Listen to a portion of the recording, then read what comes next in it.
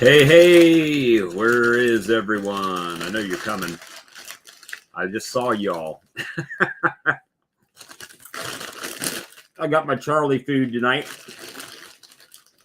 So, let's see. My channel.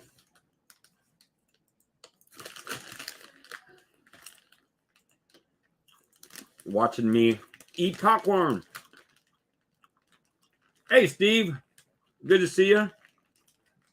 I got 2 monitors, so I had it up ready already. How's it going? Let me go ahead and copy this link over and go ahead and get it pinned. Bam. Now let's pin that post. Pin message. So there you go. We got the link. And I'm eating my Charlie food. So maybe Charlie, come on.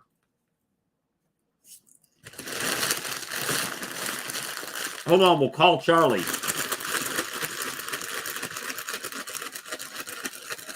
Maybe he'll come now. So I apologize. This is why the video was so short. It got covered in honey dripping. So couldn't really do much with it without getting it even worse. That honey was dripping all in the veil. And then it was like straining through the veil and dripping into all my glasses and in my beard and everything. So it was pretty rough there. But it was fun.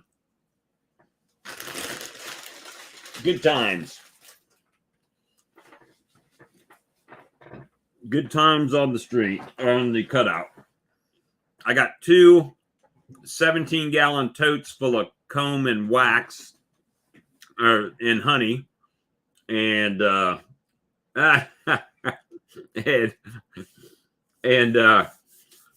then I had a 5-gallon pail with comb and honey in it as well. Hey, Kyle. Hey, Tom. And Gary, good to see you. Grayson, 3 boys. Hey, Chris. And this is impromptu tonight. You know, our Saturday night no life beekeeping chat. So open forum. Definitely, if you want to chat bees, feel free to come in and chat bees. And the level of stings that I took. I made $45 selling honey today. So that means I sold 4.5 pounds just while I was out doing everything. Oh, you got it? Cool. I had some people order late last night, and I've got them sitting over here. One of them actually printed out UPS, so I have to take that to the UPS store. And I made my bucket vac. So I'll tell you what, the bucket vac is a good investment, but I'm still going to probably modify it a little bit. Yes, I know there's the everything bee vac, and it's the expensive high dollar one. And so what I did is I bought the bucket head. If you haven't seen that, Home Depot carries it for $29. It's just a wet dry vac that snaps onto a 5-gallon pail. I cut out a 2-inch hole in the side of the bucket, and then I hot glued. Home Depot also has these little screen repair kits for $6, and I hot glued that piece of that over the hole from the inside to regulate the suction. And I didn't. Some people say put a piece of tape on it or whatever. I didn't do that. I just I did not make a video on it, but I can definitely create one. Maybe that's something I can do tomorrow. I left my chainsaw, my 4-inch chainsaw, under that trailer, so I'm gonna have to go back in there and get that. But the bucket vac, I got it off another video on YouTube, so I didn't come up with it, but it was if you got a 5-gallon pail, you're talking $35 to make the thing. If you got a hot glue gun, it's pretty simple. And all right, cool. Everybody's getting their lure in.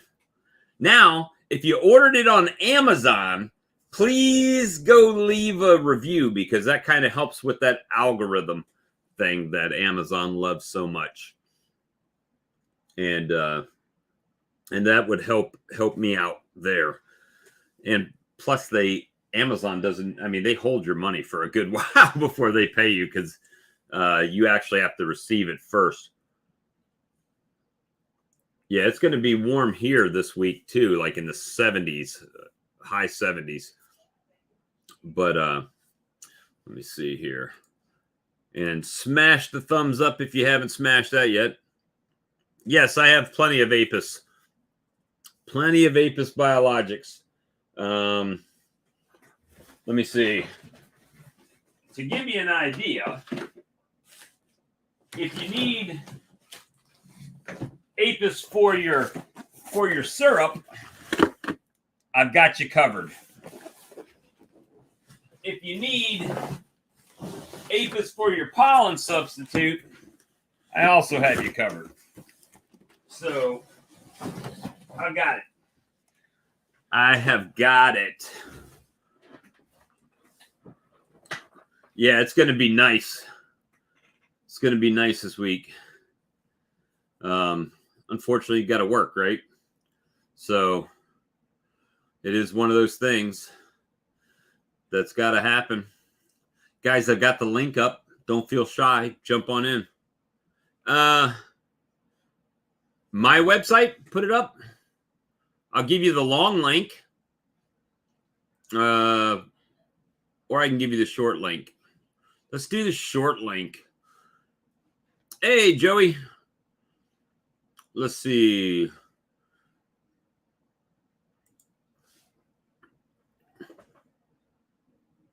No, bioactivator is not for sugar bricks. Biocontrol is for sugar bricks.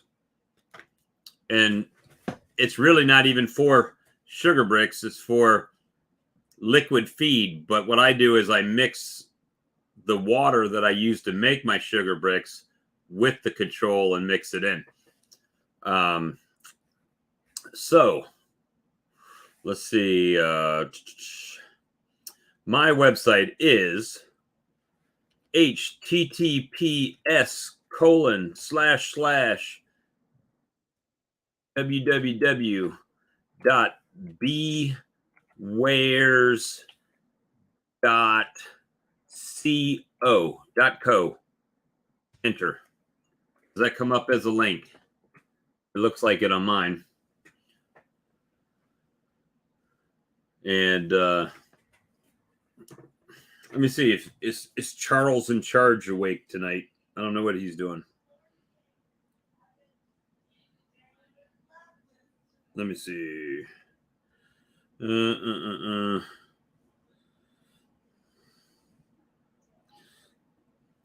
See if I can get him in here.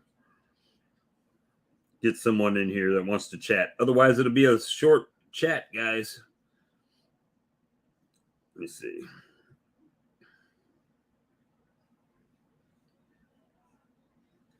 Oh, you know what I also have to say tonight?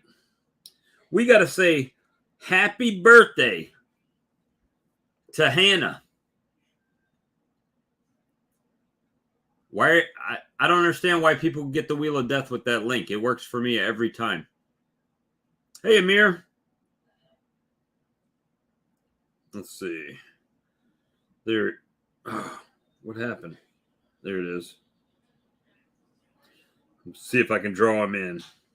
He might be out cutting the rug tonight.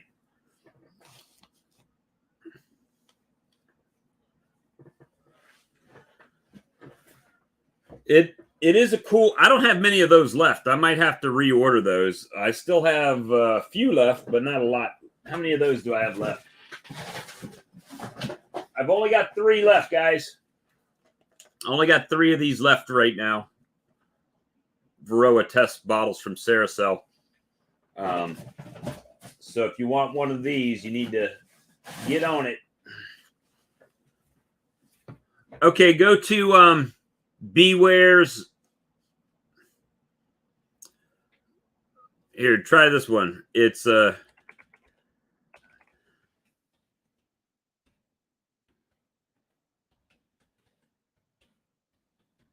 this one. www.bewares.bigcartel.com.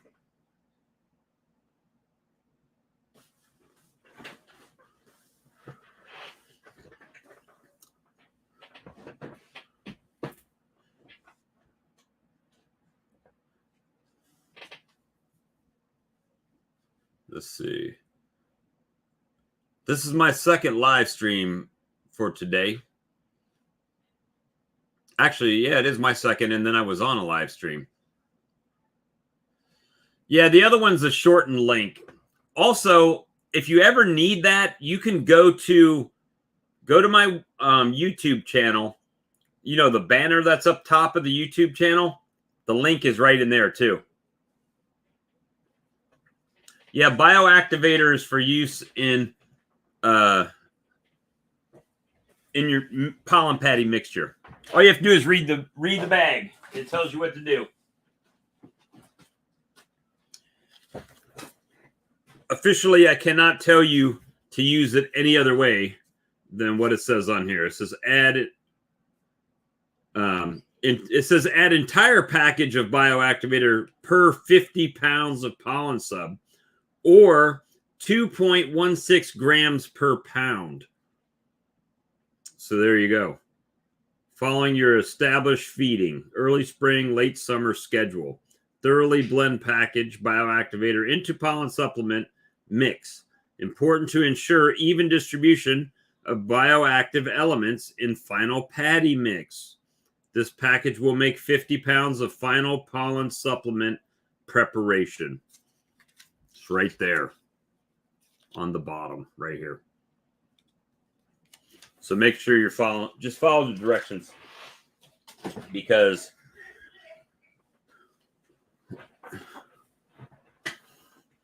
let's see. The deep boxes are good, man. I really like them. I have all of them assembled. I have some I need to go and put screws in, but other than that, they are working well. And let me see.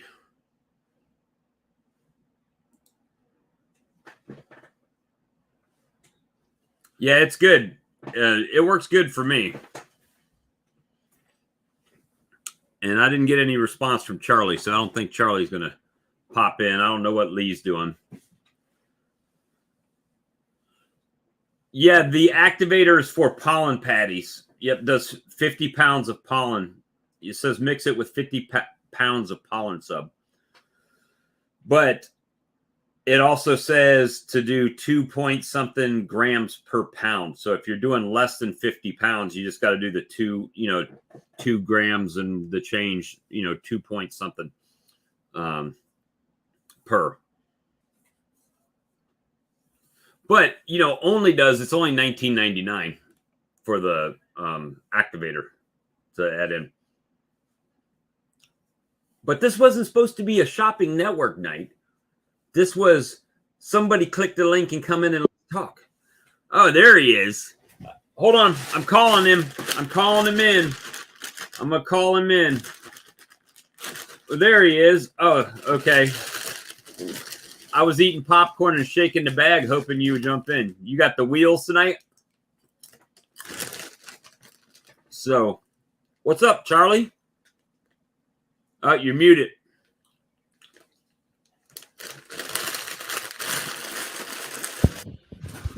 Yeah, can you hear me? Yes, sir. How you doing? Good. Good. Yeah.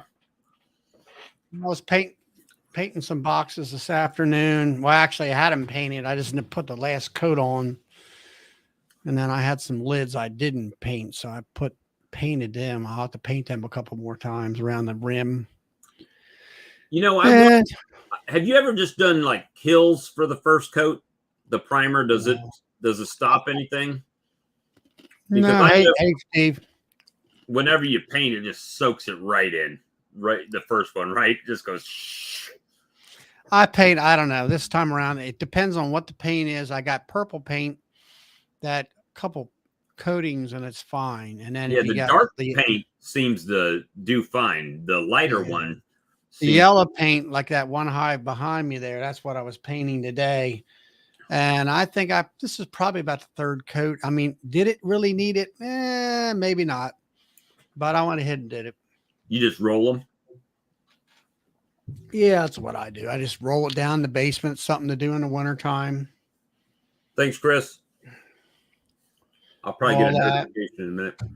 So, I don't know. I got up this morning and, took care of the business here this morning, and it was cold. It was, I don't know, like 25 degrees this morning. Yeah, it was cold here this morning. And then it finally did warm up by, let's say, 1 o'clock or better. And so anyway, I had to go to the grocery store and stuff like that. And I got back, and then I went ahead and painted boxes. And I guess that's about it. I don't know, was updating on some of my stuff for the web here, and I had some issues with I got a tip for you. You want a beekeeping tip? Yeah, what's that? Don't take your GoPro under a house that you're doing a cutout on. Unless you put it in a Ziploc bag, right? It is honey covered and dirt covered. And yeah, I watched your video that live. It was a good idea to put that bees in that wooden box. Those Pro Nukes are fine for transporting, but well, I put them in the wooden box when I got home. However, the sad part about it is the bees that I got the other day. There's Joey. The bees I got the other day that I put in the deep box with the box of frames over top of it, like Dirt Rooster suggested. Oh, and there he went. And I went back out there today and lifted the top box off to, I was going to drop them down so they could fly tomorrow. Right. And there was about 3 inches of dead bees in the whole bottom of that box. And I'm like, what about that thing you did today? It looked like to me there was a lot of dead bees or something there, unless they were sticky. They were probably sticky. I mean, they looked pretty good when I went back out there to put a frame of brood in each one, open larva. Mm-hmm. And they were up in the feeder ring and on the top of the box. I just gave them a little bit of extra room up there. And then I dropped that frame of open brood and larva in there, and then they started moving down on it.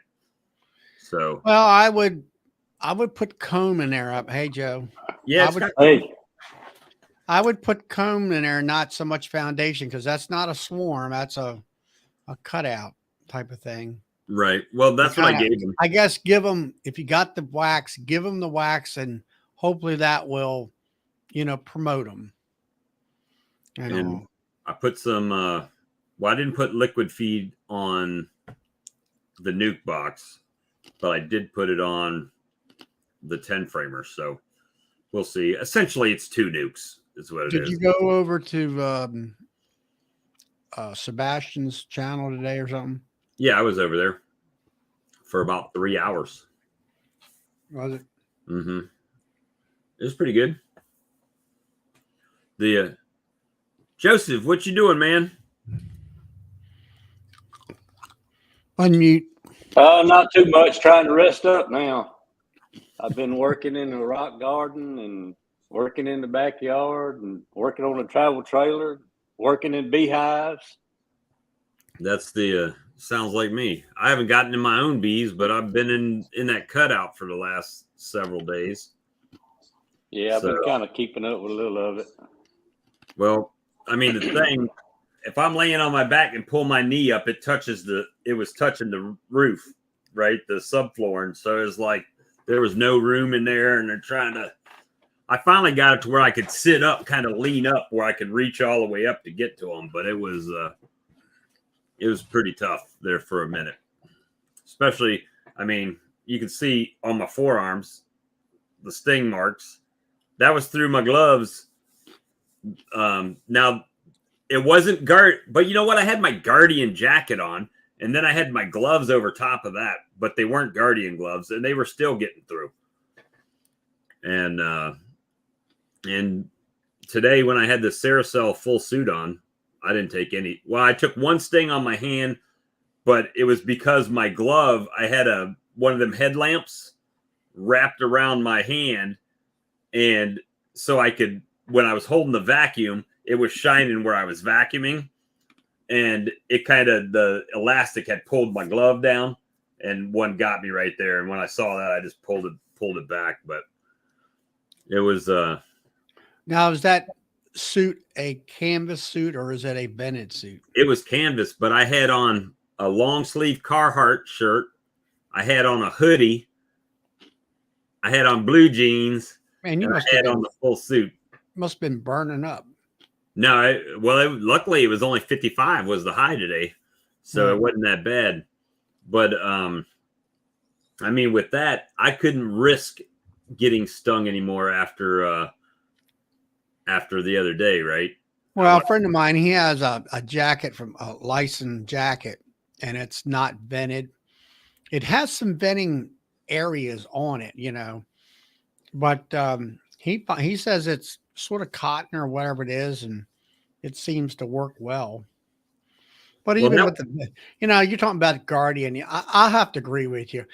I've had that Guardian suit for a year now, and every time I seem to get it on, I cuss it because the darn zippers won't zip freely, and some people say they, put what is it, beeswax or something on it, or I'm not sure what whether that's gonna lubricate. I mean, this may sound bad. I like Terry. I like Guardian. However, I feel like if I'm paying $100 and something for something, I shouldn't have to do any extra to it. It should be ready to go all the time. Well, another thing is it's not tailored very well. It's baggy. Right. Which allows them to fall up. Well, like my arms, you'll catch that material they use will catch on the lids and little sharp objects real easy because it's not, instead of being kind of tailored well as far as form fitting around your body, it's not all that great. That one, I don't know, I was tired down at Hive Life, and I guess from filming and running around, and there was another suit down there, and I've seen them on the internet here. Well, what was the one that that James McNally was talking about last night? I had it up. Hold on, maybe I still have it up. It's Provent or something like that, or is it Provent? It's made in the United States. There's a beekeeper out in the Midwest someplace. It's the same exact material as the Provent suit from Man Lake. Yeah, but they had 70% off of that suit last night.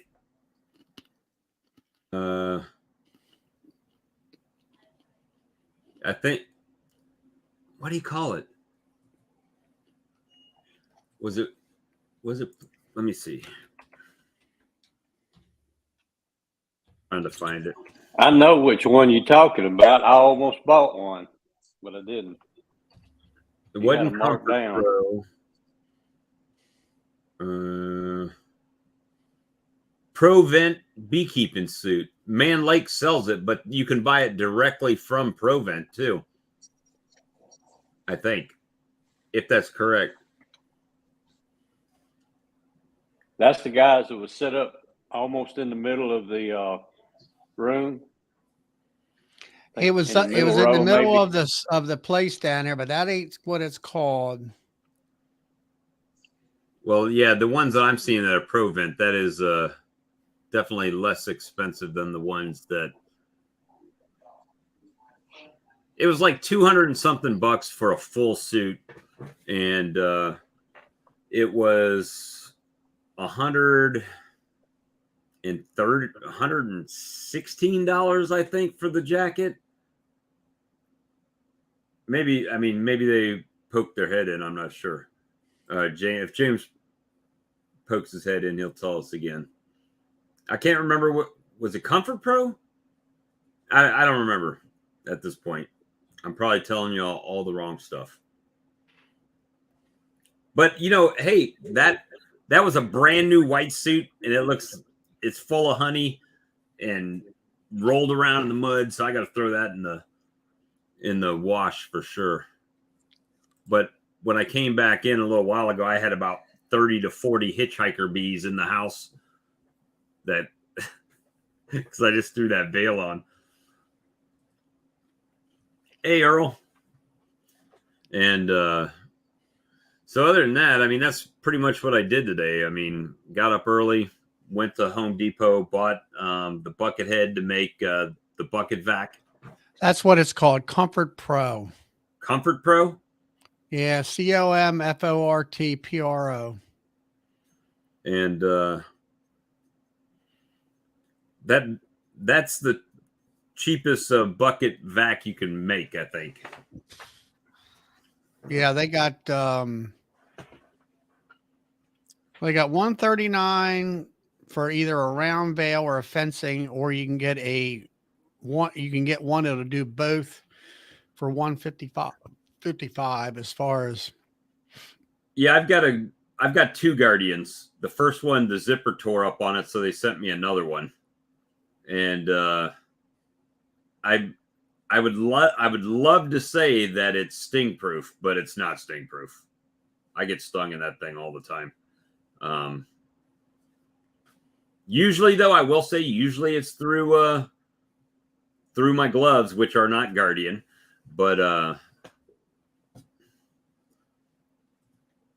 comes Kyle. You can't get any work done if you're on these live streams all day, Kyle. I know. That's what I was saying before. And then he comes back for more. Never mind. I'm organised. I'm organised. I'm good. Winter's coming. I'll have. Yeah, your winter's getting ready to start when our summer starts, right? I've got another 2 months that I can do things in, give or take. Yeah, so if I want to be, I can keep busy, but I'm just, I know where I'm at this season. I'm all organised, and just a case of checking on mated queens and stuff, which I'm early for as far as not being too late. Yeah, so I'm all go for what I'm going to do this winter, and then it's heads down into painting, hopefully, well, like I was saying before, getting this system prototyped and making sure that that's all going to run before I go and spend thousands on sensors and stuff. And if I'm successful, then that gives me all my winter work, painting boxes and getting sensors ready and all that kind of stuff. So, yep, fingers crossed. So you went from 4 colonies to how many? I'm at 63 right now.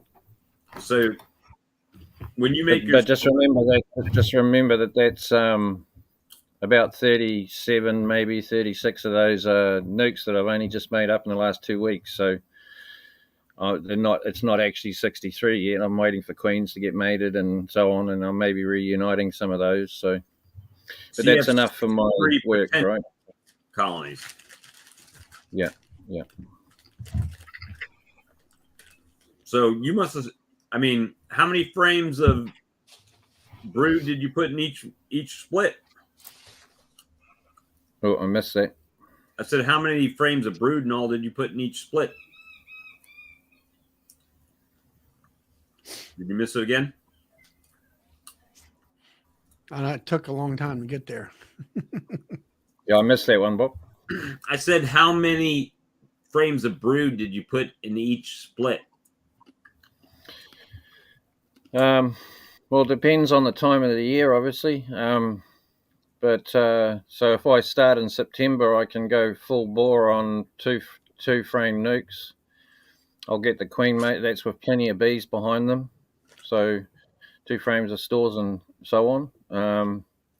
And then I just keep pumping them full of sugar, and they're coming out of hungry hives, right? So the key to this is having good, strong colonies to start with that you take bees out of that are already hungry and going forward in a big way. So that when you take a small amount of resources, those resources are already in the flow, so to speak, and hungry. So when you feed those smaller colonies, they are still already eating from prior from the box before. Right. And then and they continue on that way, and then when that fresh queen starts up,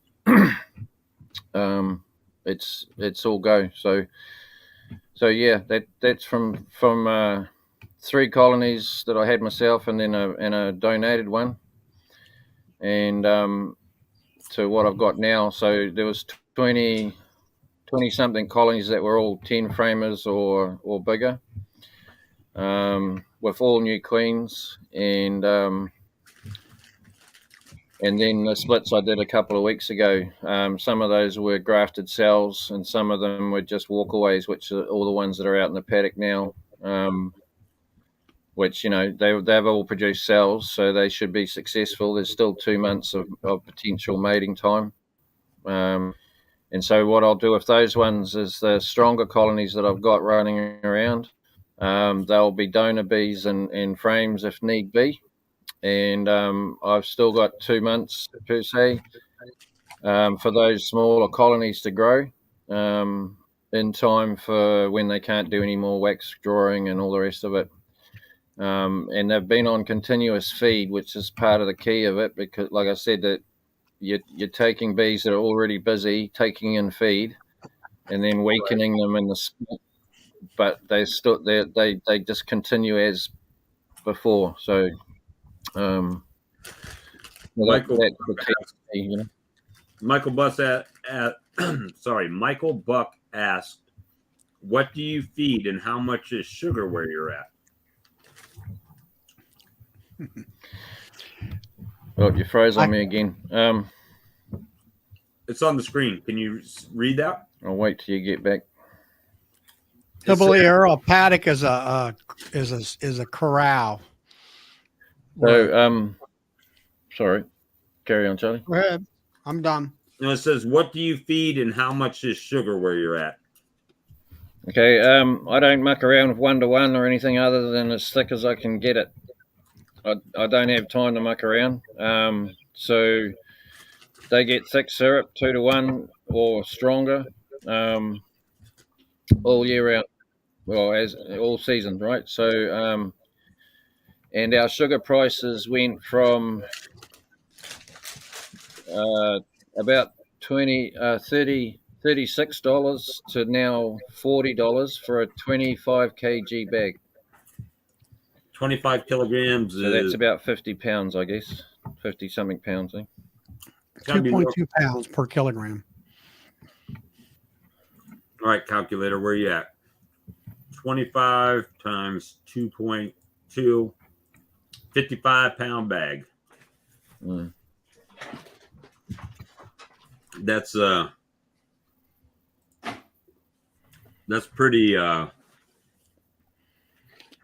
pretty expensive, because if you got to do 2-to-1, that means every 55-pound bag basically makes you a little over a 5-gallon pail of syrup. Yep. And they chuck that down real quick. So I've spent, I've got that many hives, but I've still got to put plenty into them to build up their weight and everything. So I'll be looking at about $1,200 worth of sugar just to get those from 4 to 60 hives, right? So how are you mixing that? Are you doing like a tank or a tote full, or? Right now I'm just using a large mortar stirrer, so like a paint stirrer but much larger. Yeah, in Next a year I'll drill, move. I guess. It's got its own double-handled drill type thing, reduction gearbox and all that kind of stuff. So multi-speed, and I just do it in a 20-liter bucket as fast as I can go without spilling it out the edge, and plenty of hot water, and get it nice and thick. And then I add hive. What's it called? I'll go and get it and find out the name of it. But I add a supplement to it at this time of year for potential nosema and so on, and just to make myself feel better. To be honest, I don't really know if it makes a big difference, but it makes me feel better. I find, that's about it. Really. Usually, mine get the diarrhea, if you will, if right when I first put that first pollen patty on at the beginning of the season. It's like, I don't know if it's probably that specific batch that I made, like when I first started beekeeping, that was just coming out of the freezer, but it's like that runs through them quick. Let me see. Then it says he's feeding out of a gallon milk jug. Must have one beehive. Let's see. Yeah. Open feed. Bugman says all he does is open feed. I try to use internal feeders, but if the colony is not strong, it's the other bees know. I mean, because that's the one that gets like hit, right, for robbing and stuff like that. Yeah, absolutely. Yeah. And they probably test all of them, right? They're all probably testing each other to see if they can get in. And if one's a little bit weaker, Bob can't stand dead air. That's right. That's what makes a good host, Paul. When the conversation stops, the host is supposed to step in. Otherwise, we'll be sitting here looking at each other. It's just like on a stage. Yep. So that's the difference between a good band and a bad band. You don't have dead air on stage. That's it. Gotta have an MC up there running it. So that supplement didn't know the name of it. So it's a Hive Alive. The Hive Alive. I just add that at the end of the season, just as get it into them with their winter feed, right? So it's got a little thymol in there. Yeah. Only problem with that stuff is it's expensive. You got 60 hives, you can't afford that kind of stuff. Yeah, it goes a long way up. It's 2.5 mils per liter or something. Oh, you're talking about putting the liquid stuff in. Okay. Yeah. It's like the fondant, $6 a pound. No. Well, the little 100 ml bottle is selling for like $25 in the States. And how many gallons does that make? 11. That ain't up to 2 hives. No, that's why I went with Apis. It'll make 45 liters, I guess. I think that's the conversion. I mean, that's Just what I got. 1,000 liters. That right there, it'll make them jump and go. Make them hop. And I can put just a little bit. That's a tablespoon, and maybe a tablespoon a gallon. Huh? Eighth of a teaspoon a gallon. Yeah, but for me, when I mix 40 gallons up at a batch, it's a tablespoon and 1/8 of a tablespoon or something like that. It's a real small amount to add into it. And I mean, you're only talking just a little bit for that amount of fluid. But they probably don't have this in New Zealand yet. Coming out of Canada. They might, though. I don't know. This says add 102.5 milligrams per liter of mixed sugar syrup. Yeah, that's what I kind of figured it out. We calculated it out. So it is quite nice. Of course, I ended up wasting like half of one of those because I didn't put it in the freezer and left it out. And I actually left it out. I mean, outside left it out. And then it got rained in. So, yeah. Hey, luckily I've got a big supply. So it's good. And don't leave it down in the basement where the mice can get a hold of it either. That's Right. what I did. It was starting to have a little meal on, like, all right, it's going upstairs. 2B Brats Honey, Northeast PA. Welcome. Hey, Who's Blaine. that? Where's it at? 2B Brats Honey, Northeast Pennsylvania. We're about B-Brat up there. We're about the Northeast. I can't remember the town that he said. Isn't he the one fella? Gosh, he's going to tell us before I can remember. The Wilkes-Barre. Oh, okay. I believe. Yeah, that's right, because he's up there next to Man Lake. He's about 15 minutes away. Well, just do like I do. Order over $150. They're going to send it to you for free. Of course, it looks like the UPS guy just kicked it off the back of the truck, but Yeah. Like I got all these Pro Nukes in yesterday. It was 4 boxes of Pro Nukes and a box of Queen excluders, and they were all laying over like it was in a stack on the back of the truck, and the guy just kicked it off the back of the truck, and it just landed in the yard. Yeah, the bug ban. Yeah, I got rid of one of my mice here recently. Let me see. Back killing me from all the sitting good all night. Right? Well, good night, Mr. Barney. Let me see. It's going to be open feed even if other bees. Yeah, I open feed quite a bit as well.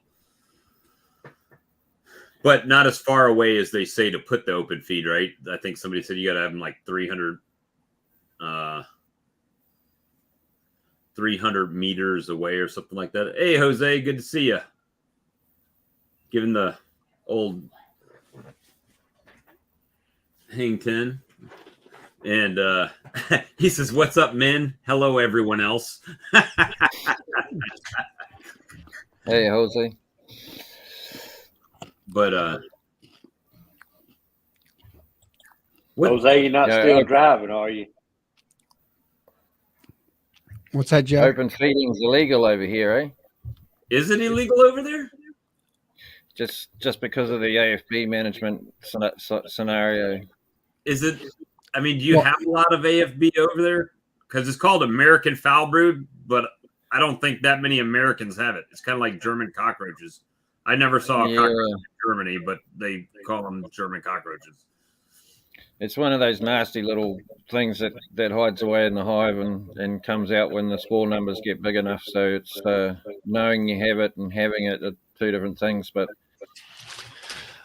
from what I understand, there's a guy in Pennsylvania who's from New Zealand. I mean, there's outbursts here and there. I think we keep it. Well, I can say it's probably around 2% of the colonies is I think the sort of the number that you're talking.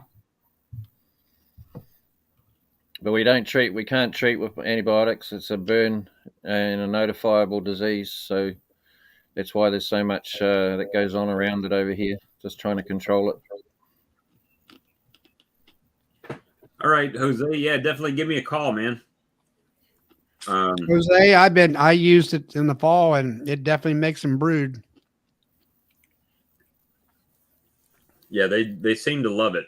So now the funny thing is, if you put regular 1-to-1 and Apis Biologics 1-to-1 side by side, I couldn't notice a difference in rate of declining. So it's not like they're choosing one or the other, but it's kind of like if you had unhealthy food and healthy food and you were starving, you're going to eat either one. But if you're eating the healthy one, you're just getting what you're supposed to get. Does that make sense? I mean, I didn't notice like a time difference when I had feeders set next to each other that they went down at a, you know, one went down faster than the other necessarily, but they're definitely getting what they need. And yeah, I had the same thing. They brooded up really well in the fall. But let me see. We treat with fire here too. Hey, Bob, while I'm thinking about it, Mm-hmm. Bob, while I'm thinking about it, that number on your website, is that a good number? Yeah, you tried to call me the other day, didn't you? Or text me or something. Yeah. That's my cell phone number. Yeah. I was just trying to let you know that the lure, it got held up in New Orleans, so it didn't make the last video. I'll have to do another one with it. Oh, okay. How did it get? I mean, it just got stopped. It was supposed to, I don't know. That happens sometimes. It was supposed to came Thursday, and it stayed from Thursday till today in New Orleans, and arrived at Franklinton this morning. Maybe it was Fat and Tuesday. made it to my house at dark. That's probably it. Well, What's you know, weird, what's weird, I'm an hour and a half from New Orleans, and I can mail my neighbor, and then I have to go to New Orleans first to come here instead of my local post office. I had I sent something to Spanky before Christmas, and it got to his post office box, I sent it. I don't know. I sent it to his address, and they said it was undeliverable, but yet they never sent it back to me. It didn't get returned. It's never showed back up. It never got to him. It just was gone. So just suck that up as a loss on that one. But I mailed it out to his post office box, I think, or to his house. I did the opposite of what I did the first time, and it made it to him. But the other one never came back or anything. So I'm going to jump on your site for 5 around that time. That don't make sense. Oh, okay. Queen sales. He's talking about Queen sales with Jose. He's talking to Jose. Yeah, I'm trying to monitor it. You know, Lee's good at that. Yeah, I mean, last night I have to remember that. I'm better with this than that. Well, it's a lot. You know, most people don't know, but I mean, when you're the host, there's a lot of work behind the scenes going on while everybody's talking. You know, if everybody else is talking, while you're on the chat, it all looks different. And I don't know why, but it all looks different to me than it does when you're just watching you. Yeah, because when you're on the chat, you you look at the sidebar over here. It's actually lagging behind the YouTube sidebar because I learned how to split them. Yeah. You know. Yeah, I got to split too. So the YouTube is showing stuff, and then it'll come over here to my other screen. But if I'm talking and then I look, then I got to kind of go back up and see what's happening over there. And then there's side chats going on, so you're trying to figure out, are they talking to me, or are they talking to someone else, or what's going on? Mm-hmm. So it's all fun. It's all fun and games. Almost like the man behind the curtain, huh? Yeah, like the Wizard of Oz. That's why we need Lee. Lee's been abandoning me. He's been watching TV with his wife. What fun is that? We're no-life beekeepers. We're supposed to do this every day. Yeah, mostly side chats. That's it. That's something to do. I mean, you know, be quite honest with you. I figured you weren't going to come on tonight, really. Well, I got off the other one, 8 o'clock? Yeah, 2 Bs. I am in Maryland. I'm close to Baltimore. I'm about 2.5 hours away from you. Yes, you're your comments do have a timing issue and a taste issue. Paul, I'll be back. you getting some more popcorn now? I'm eating popcorn. You got a drink. Let me see. So, Ed, I saw you had went live, and I was talking to Lee, and when I got off, I saw part 2, but I didn't know if that was live or not. I thought it was a part 2 of a video. So I went live from the gas station killing time, and I didn't realize you were live, or I wouldn't have went live. I apologize for that. I try to get in between live streams. Now everybody's doing lives. It gets harder and harder. Now even the stream team has broke up and started. I mean, they still do stream team, but now they broke up and started doing their own lives too. So Bruce did a live with Corey Stevens, and then Greg does a live on Sunday with his wife. So Yeah, but they're doing chickens and eggs and all that stuff. chickens, they're diversifying. Well, that's what Barnyard Beef They're did. just trying to make a little more money, A little bit more. I Well. presume. Now I'll tell you, let's see, what was it? I was on one of the live streams, but I jumped over here to this gal I used to follow, her and her husband, and they were homesteaders. Well, now he either had he had issues with these nervous breakdown or something like that. But anyway, she had a thing where she's going to announce her new channel name. How many people did you think that showed up on that live stream where she's just talking? And she had 35,000 people sitting there watching her. Who was it? Doug and Stacy or somebody? No, it used to be called, let's see, Art and Bree. And Yeah. I've seen them before. Yeah, they were down on around Asheville, North Carolina. But Arthur supposedly had a nervous breakdown. Well, having 7 kids, no wonder, But anyway, he seems to be out of the picture right now, and now she's moved back to suburbia. And I don't know what her brother done, but he bought her a house big enough for 7 kids. And might be their if she had 35,000 watching a live stream, I'm sure their YouTube income is pretty healthy. that's what I'd say. And Not like mine. No. Mine's on life support. So they were giving her super chats, $100, $50, $20, whatever. And why does that super chat, they'll say let's say it's $5, but it'll come up at $4.99. Did somebody get a cut out of that? Probably YouTube. I was wondering why it's that oddball number. You see that a lot. $49.99 or something like that, or $95. Then it's not like that. Like if let's say I got a super chat right now, that money's not going like directly to me right then. It goes in that pool of that $100 that you get paid out once a month. Yeah, so they can get interest off of it while they're holding it. If you're trying to make money on YouTube, y'all better go big. I don't know. Drop a beehive on your car and shake bees on it like like Yappy did, and go viral, 30 million views. Because other than that, I don't see how it's gonna.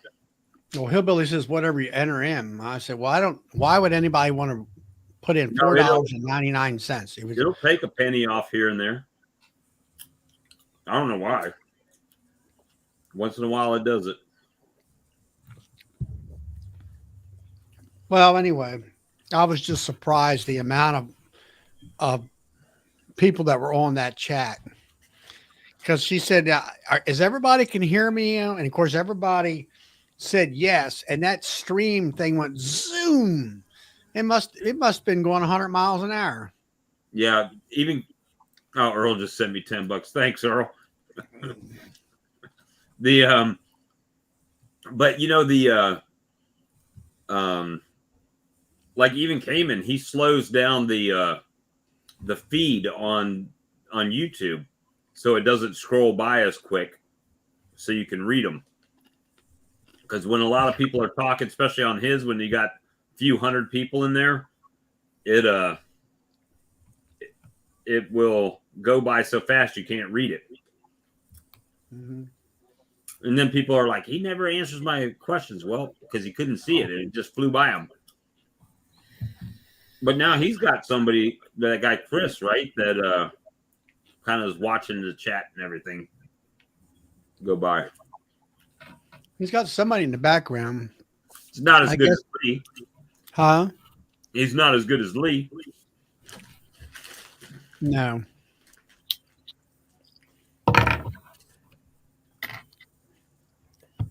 It's the only option I see when I donate on Super Chat, usually $19.99. Ed, they gave you a $19.99 credit limit, just under $20. It's the most they thought you could afford. $4.99. If you do $4.99 after 499 Super Chats, the next one for $4.99 costs the person nothing. So $5 a piece, but after you do 499 of them, the 500th one is free. That's funny. Are done on a mobile device. Okay, you can't do $5 on a mobile device. I gotcha. See, I don't know. What else did Saracel send you? Oh, you want to see what Saracel sent me? The bee trap. Tiny though.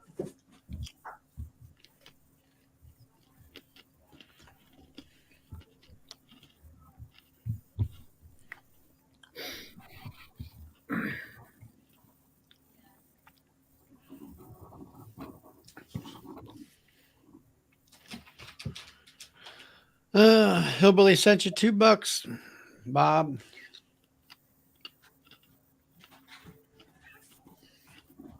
All right, I'm back.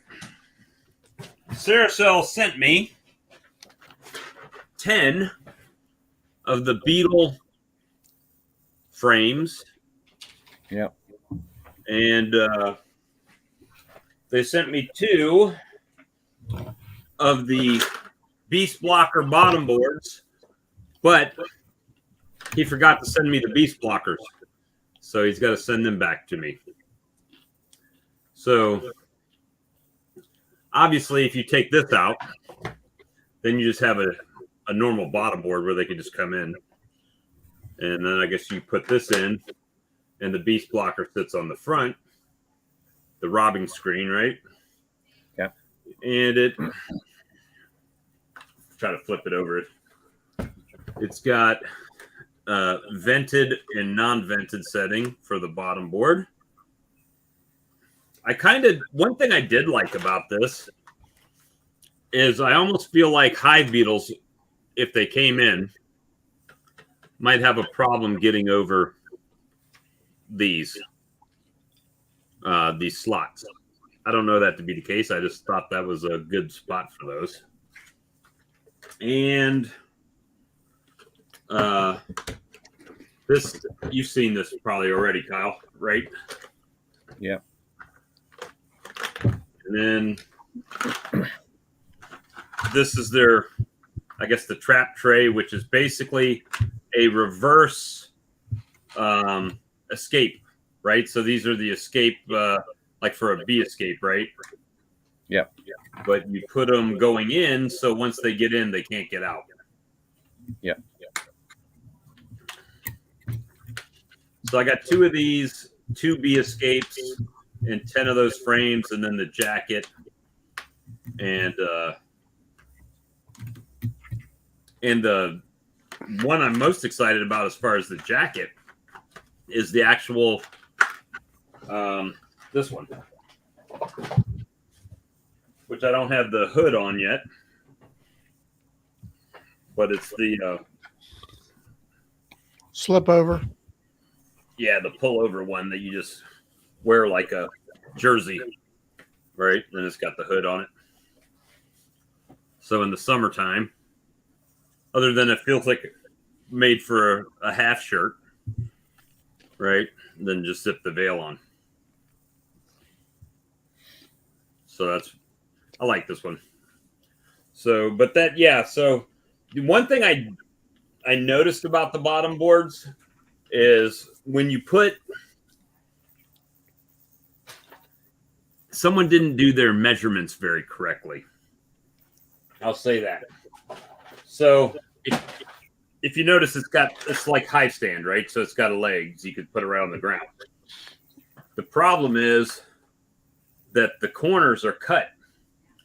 So on all of them, they're at an angle. So when you put a Langstroth box on here, if you don't have it lined up perfect, well, now you got holes right here at a space where the corners of the box are and where the edge of this is. You follow me? Mm. So this is flat, right? And when it cuts the corner, you can have a little gap right here for beetles or whatever to walk right in the box. So you got to make sure that's... Yeah, but see, that's for 7/8 wood. That's that Canadian stuff. This is New Zealand. Yeah, but they're all related. I think in New Zealand and England. No, kind of, New Zealand is... You guys don't have any... They all were at one point, I think, part of the British monarchy. I don't know. Is that correct? Okay. Kyle would Yeah. know. I would. Yeah, sort of. Yeah. And Hillbilly wanted to know how much it was, Bob. it was $3.99 for me, so I don't know. I have to look it up. It's probably pricey. Let's see. I think they're about 36 New Zealand dollars. So I don't know what that is in American. Probably 29, 30. I'm not sure. It's called the Hive Defender bottom board.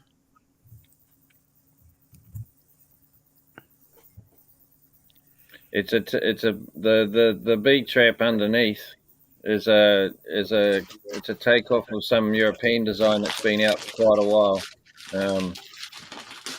It doesn't sell very well because they realise that you just end up sucking out all the robbers that you're catching are basically your autumn preparation bees, your winter preparation, the last of your season bees, the ones you don't want to kill, right?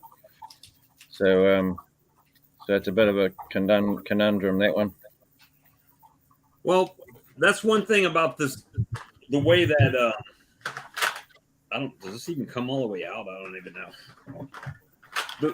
With this tray, you would think with this being in, if a bee does, one of your own bees lands in there, it's not getting back out, so it's stuck, right? Or bees from your other colonies, which is likely to be what's going to happen, right? So you're depleting your other colonies by using it. So I've right now I've got my new boxes I just built sitting on one of them out in the kitchen. So it's on a stand out there. But I'm going to give it a go and see what happens with it. I don't have a big wasp issue with my colonies. Mine is mainly hive beetles, and the robbing screen, I mean, that's a nice little touch. So we'll see how it goes. But again, I didn't get those. They didn't come in the post, so they weren't in the package. I don't even know. You called that frame a hive beetle frame? This is a hive beetle frame. So you know how plastic frames have slots on them, right? Across the top. Well, these have hex cells like comb. The bees will actually put cells in those holes, so they'll use them as a cell, right? Supposedly. And it just All right, stops I the gotta- hive beetle from being able to hide anywhere. Bob, I gotta leave. You gotta pick up go. Yeah, I gotta go down the road for a minute. You got a girlfriend or something you got to go see? We won't say that on the rare. All right, I'll be back a little later, maybe. All right, we'll see you later. So yeah, and I got to thinking about it afterwards, like especially doing my winter inspections, is that hive beetles do go into cells. So what makes them not? I mean, what makes those beetle resistant? I mean, because if a hive beetle can go in a cell, they can go in that hole as well. It's more. It's not so much that. It's more that the older frames have slots that the bees can't get into, so the hive beetle have a place to hide, essentially, away from the bees. Yeah, that's the idea behind it. So with those cells, I guess the bee can come in there and try to take them out. Yeah. Let me see. Did I miss something? See, I'm missing comments over here. I don't know. All right. See you later, Ed. Weather and plants. All right. So the beetle frame, I think, is about $5 a piece, I think, depending where you get them. Let me see. They need to update their website over there at Ceracell. Plastic foundation, no. Where is the beetle frame on their website? Hive traps and M-locks? No. Hive components, frames. There we go. Frame savers, plastic frames. All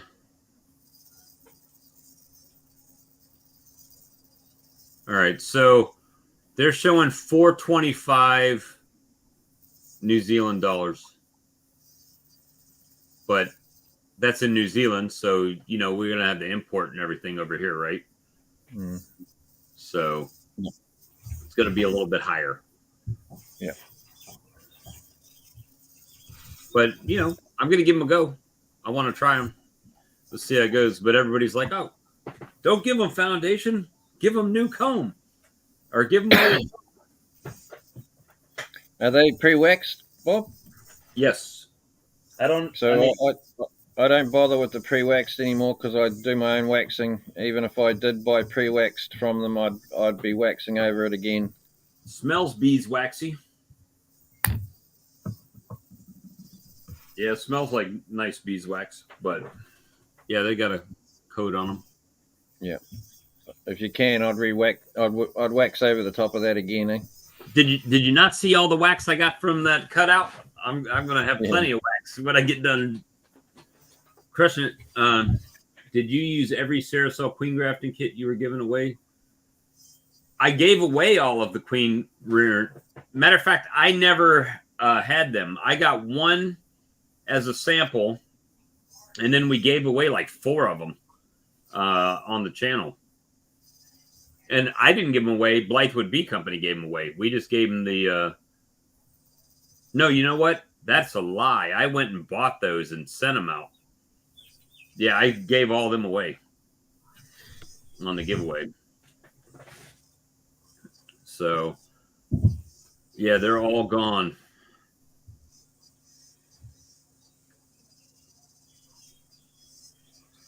But yeah, we did a few giveaways this past year. And, God, I mean, they just gave me all this stuff. So I'm very grateful for that. However, some of the stuff that they make, I'm not too fond of, to be honest with you. Like the hive top feeders, not a fan.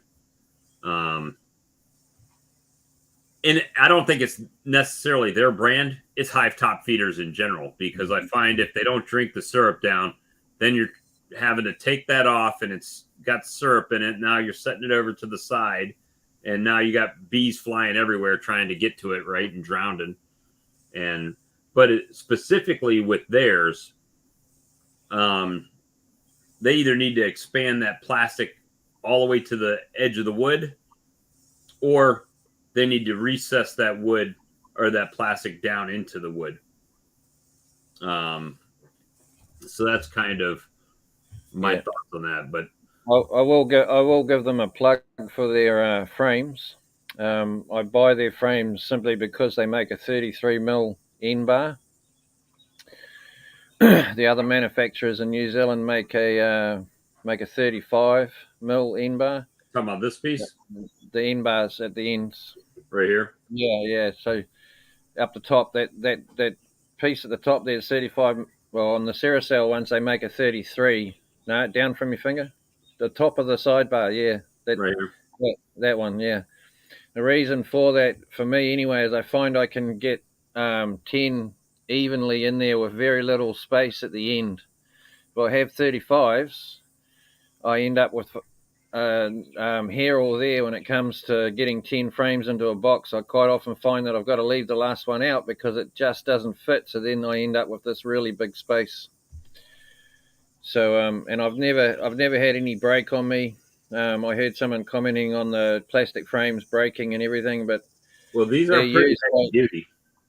Yeah, I've never had one break. And when you're extracting Manuka honey, it's really, really viscous. So you've got to absolutely give it heaps in the extractor. And there'd be hundreds, millions of frames in New Zealand made out of that are exactly the same, and we never have any issues with them breaking. It would be pretty blooming rare, and you probably only find it was on some of the very first stuff that came out. But I've had absolutely no problems with their frames whatsoever, and I use like 99% of my frames are from Ceracell. Yep, that is very much the case. But what I did like is I used the wooden trim ring that is for the top hive feeder. I use that as a feeder shim, right? So I leave that up to put pollen patties on and stuff. So I'm not OCD, but I mean, you can see all my crap around. I'm not OCD like that, but some things, if it's designed for a certain purpose, then it should work for that certain purpose, right? So if you're making a feeder product, then you should know that migratory cover or whatever cover you're putting on top of it needs to sit flush on your product, and there shouldn't be any way for the bees to get up inside or stimulate robbing to get into it. And that's what I find with their current configuration on that, is that if your migratory cover is bowed even just a little bit, bees can slide up, and then you open up the top and you're like, well, how do all these damn bees get in the top of my feeder? Because that's the whole reason we have it, is so bees can't get in the top of the feeder. They have to come up from the corners. So yeah, that's, but you could say that about any product, not just, you can pick any one. It's going to be like that. So, but yeah, that's why you see them laying in my yard all over the place. And if times get tough, I'll throw them back on and use them. But I can't speak to the hive tops. I don't use them. And I went to those. Cayman Reynolds talks great stuff about the what's the damn frame feeders now?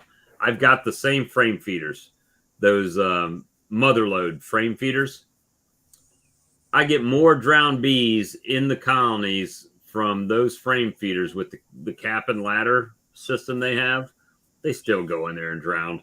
So it's like, I don't know. Maybe it's just me. You know what I do with those, Bob? What's that? The first couple of those I bought, I had the cap and ladder, and they drowned.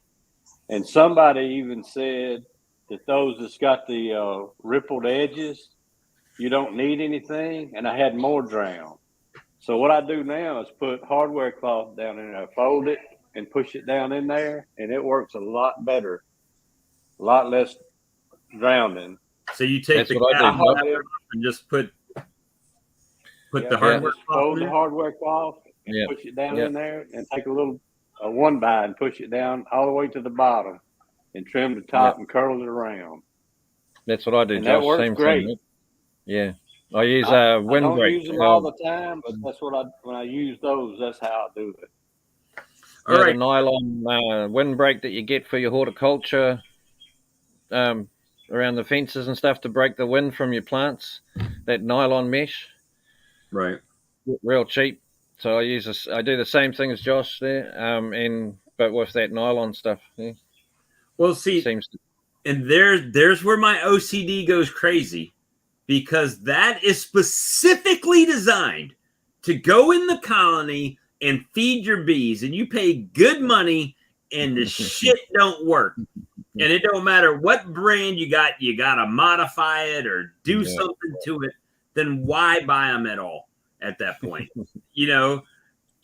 Well, I tell you, that wasn't my idea. I've got a friend that runs a beekeeping store, and he sells those that way. He buys them just the feeder, and he puts hardware cloth in them, and they're set up in his store, and that's the way he sells them. He won't use a cap and ladder. He don't even order them with the cap and ladder. But you understand what I'm saying? I mean, yep. It drives me insane. It's like everything you buy in beekeeping, you have to modify it. Why do you have to modify it? I tell you, Bob, that's why I spent 90 colonies in 3 years on my product. Just making sure. You know, and I like your product because if I was totally lazy, which I am when it comes to some stuff, I would rather buy the mouse guard, even if I don't have mice, just to hold the hive gates in, so I didn't have to do anything else to it. Right? It's an option. Yeah. Yeah, and bucket feeders are the same thing. Well, you buy a bucket feeder, but then guess what? You got to drill holes in them, or you got to do something to them. There's nothing. Name one thing in in beekeeping that you don't have to make some change to before you use it. And then you got the problem of there's just no standard in beekeeping. It's like my adapter plate. Everyone says, "Oh, why don't you make it a 10-frame adapter plate?" Well, what's a 10-frame open front? It's your risers. Are they 19 mils? Are they 30 mils? Are they 20 mils? So therefore, my adapter plate can't be a standardized size. Are you using the bottom board upside down where it's half the distance of the other side? Yeah. So so that was my problem. You can't make a standardized 10-frame something to go between your risers because no risers are the same width, right? So yeah, I've got buckets. So I started out like everybody. I had the Boardman feeders, right? Easy, right on the front. Boom, boom, boom. Then I got a couple of the Saracel top hive feeders to try them out. Then I got a shit ton of the frame feeders because Cayman uses frame feeders. He doesn't use the cap and ladder in his. I don't know what he's got floaties or something in there. I don't know. But then my open feeder, I just dump the feed in, throw pine straw on the top of it, and walk away from it. Done. It's just I just get a kick out of it because everybody, all the products out there are like, if you watch a video on them, like, okay, you got to do this, and then you got to drill three 9/16 holes, and don't go bigger than 9/16, or something like that. And then you got to build a 3/4 inch shim all the way around your box, and it's just it's crazy. It's like the dimensions of a Langstroth box. Bob, I'm going to run get something and show it to you. I'll be back in a minute. Okay. Does this feed into what we're talking about? What is it? I said, does it feed into what we're talking about craziness? Absolutely. Well, it works, but it wasn't really designed for feeding. But after the guy built it, he figured out that he could make feeders out of it too. I don't know if you've seen any of my videos, but I use some of them on some of my hives. The interview cover. Have you ever saw them? The interview cover? Is that the clear cover? Yeah. I'll run and get one. I'll show it to you. All right. I'll be waiting on you right here. Let me see. Now you are talking no cost. Yeah. Let me see. Takes 10 seconds to drill and plug and they last forever. Yeah, I mean, I've got some bucket feeders. I started this year. If we're griping about it, the only thing I don't like about the bucket feeder is when the temperature changes, it weeps, right? It leaks into the colony. So that's the only thing. Yeah, whiskey bottle feeders. That's what my mentor uses. He'll take a 5-frame nuke. He'll take a plastic whiskey bottle. He'll cut out the top, and it's like a section out of it. Puts pine straw in it and floats it in there. But then again, Mr. Sam also has big feeder rims on all of his colonies that he's built himself and all that stuff too. Uh-oh. Someone's sneaking a snack.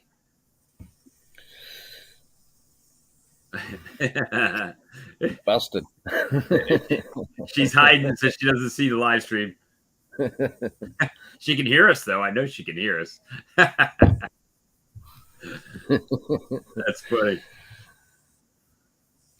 Get us one while you're At least in I there. had the pants on, eh? She's laughing. That's funny. So yeah, I don't think there's anything perfect with beekeeping. There's there's nothing that's going to work 100% effective all the time, obviously. My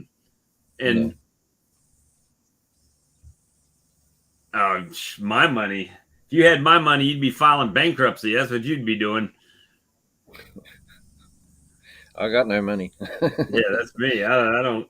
That's what Mike said. Bob, if I had your money, I'd just hire someone to fill them. I wish. I don't have money like that. If I did have money, I wouldn't be out doing cutouts on a Saturday underneath somebody's floorboard for no money, really. Yeah, the only time I really have drownings is early in the season when the syrup stays really cold and it doesn't warm up fast enough, or it's not warm enough overall. So the bees come up and they drink it, and then they end up getting chilled and they fall in the syrup, right? So let me see. When I missed something, there is one. Build one with 1x4 boards, drill angle vent holes, and put screen on holes. Wait a minute, did I miss something?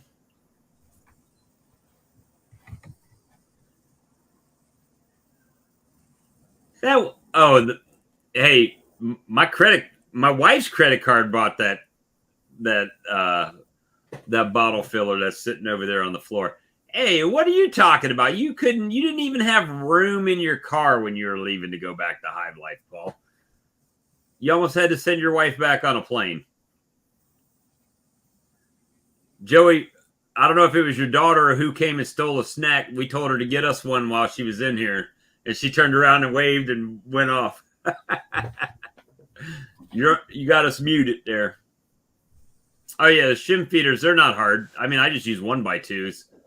Y'all saw my secret stash, huh? Oh, yeah. That's the diabetic closet.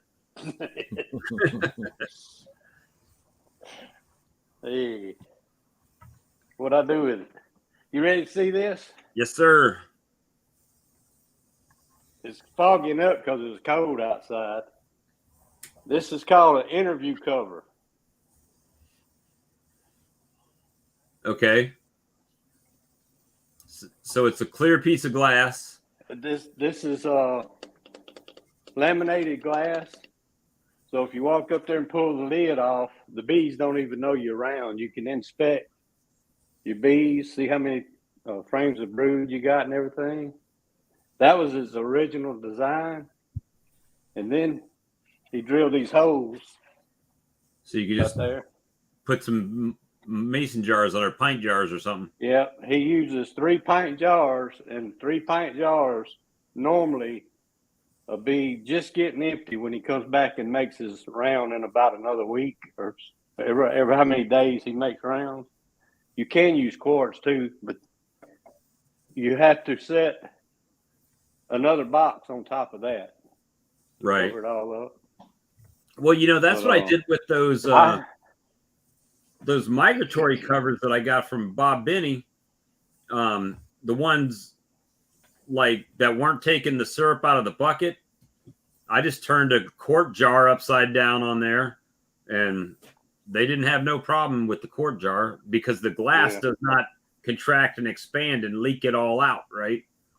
So I think that's maybe when it's a little warmer out and the temperature's more consistent, then maybe that'll work. With that, the big fluctuation right now, it's just not doing real good. But yeah, that's pretty cool. I bought that to do the inspection, but it makes a good feeder too if you have it on the hive. It works real well. Then you just put a box on it. Now I do like the Lyson top feeders that go on the poly hives because it just sets on top and the top is the dome, right? So you just put that on and lock them down and it sandwiches it in. And when you take it off, because of the way it's designed, it's flat on the bottom. And I'll just take the lid off and put it right on top of the lid. Good to go. And no problem. Let me see. She still loves me. I took her to the Bee Club banquet for Valentine's. Paul. When I first started, I was using jars with a box over similar to that, but then I realized how valuable spare boxes are. So so valuable that I usually don't have any. Yeah, that's kind of where I'm at now too. Extra boxes, but I've seen people take those the little plastic flower pots, you know, the little cheap plastic ones you can get at Lowe's or something like that. And they just turn them upside down right on top of the jars, like the black ones, to keep the light out of them.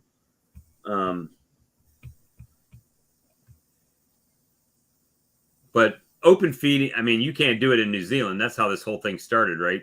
It's all your fault, Kyle. Damn regulation.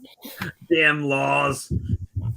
If I'm going to feed all of them, open feeding is the best way for me. Yeah. But I'll tell you how much I feed. I bought probably 20 10-pound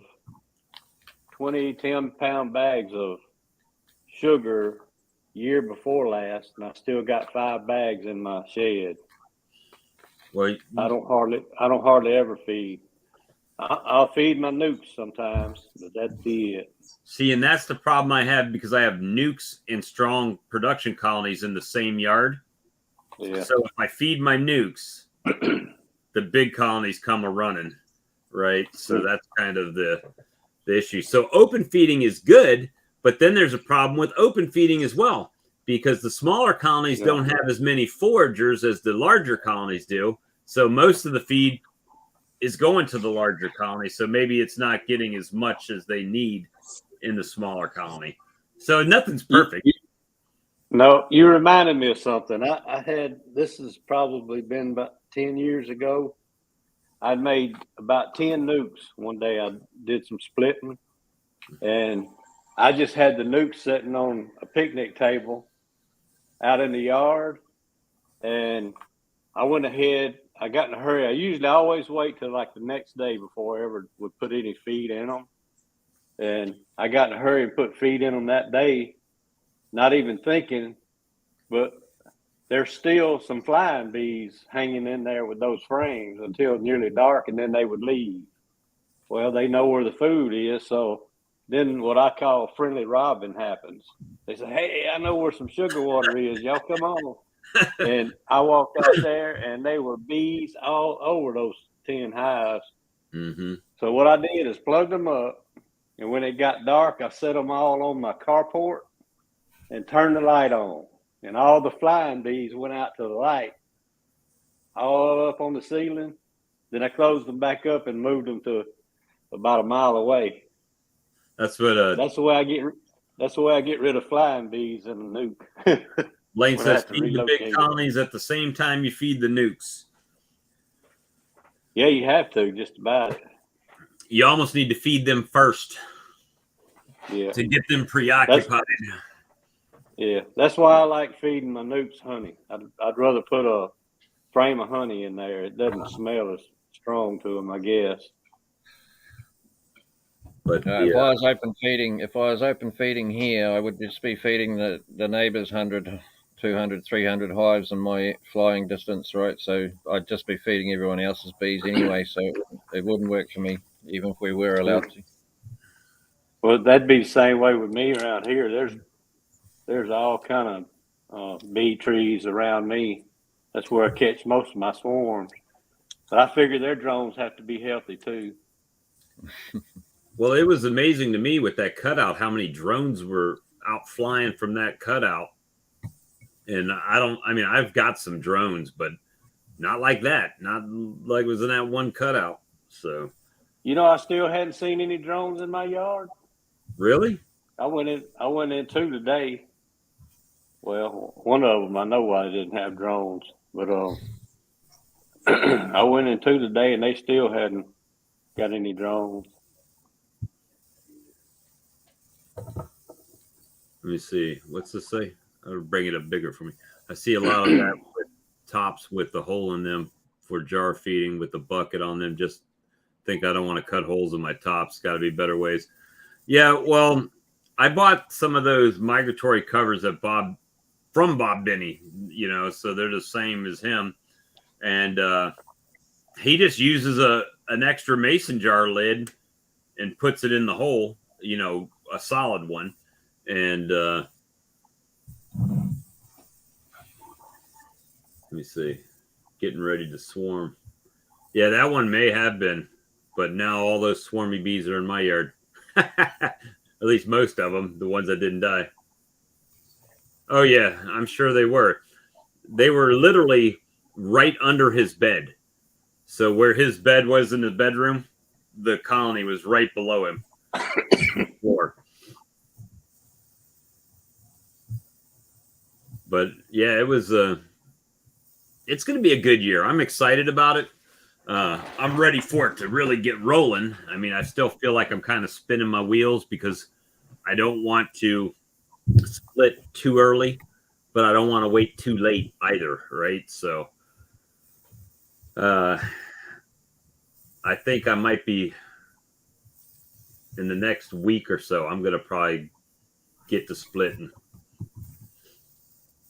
No, I saw a couple, not swarm cells, but I did see fake cups, right? Yeah, some fake cups. And I wish I would have got more of the video. The follow-up was actually on the live today that I did during the day of what came from it.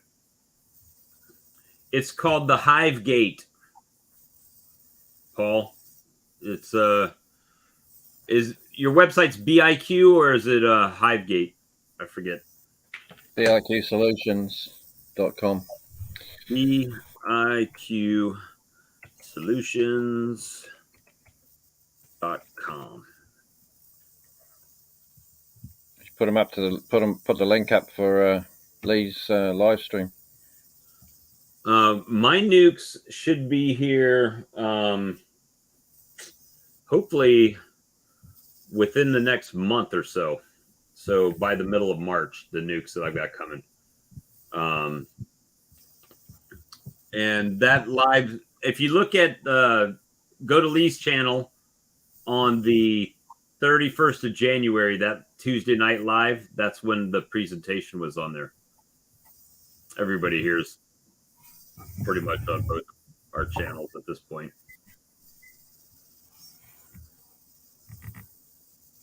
Every queen cell will take a frame of brooding bees. Yep.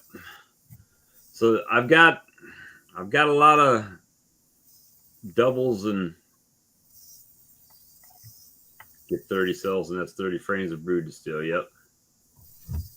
Yeah, Fred Dunn has some, but in chats he doesn't use them by manufacturer specifications. I'll say that. Is that the appropriate way to say that, Kyle? Yep. He may change. I think I've sent him through a modification to get them engaging with it properly. But yeah, part of that's probably my fault too, to be honest. But anyway, we'll get there. Yeah, it's all trial and error. All trial and error. Yeah, I'm gonna have queen cells. If I don't have them myself, I will have them first week in March. I'm gonna go get some from Queen Breeder. So to get things rolling here. So I'm hopefully I've got 20 pro nukes. I know a couple of those colonies, especially the one that I was in earlier that was all pissy at me. Probably going to break them up. Let me see.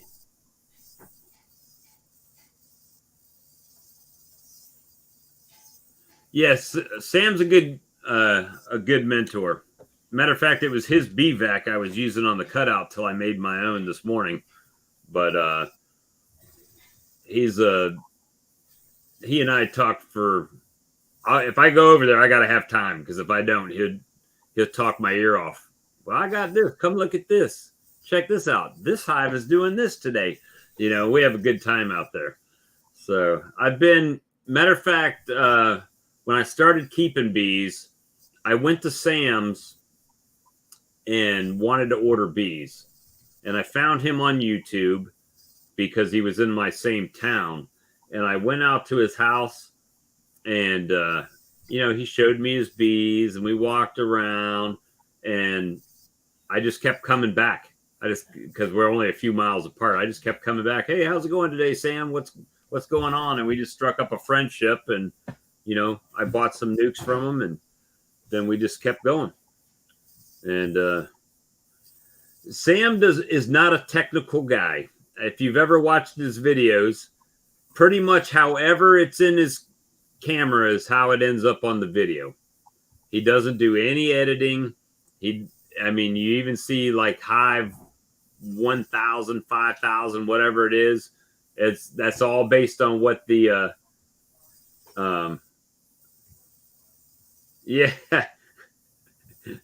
Paul, why do you even come if you don't want to hear me talk? But whatever that file is, like if it's like MV, like movie 1005 or whatever, that's how it says Hive, whatever it is. That's how it goes. So, oh, Paul, hail hives. That's one thing when you have a live stream, you're going to get trolled, even from your friends, I should say.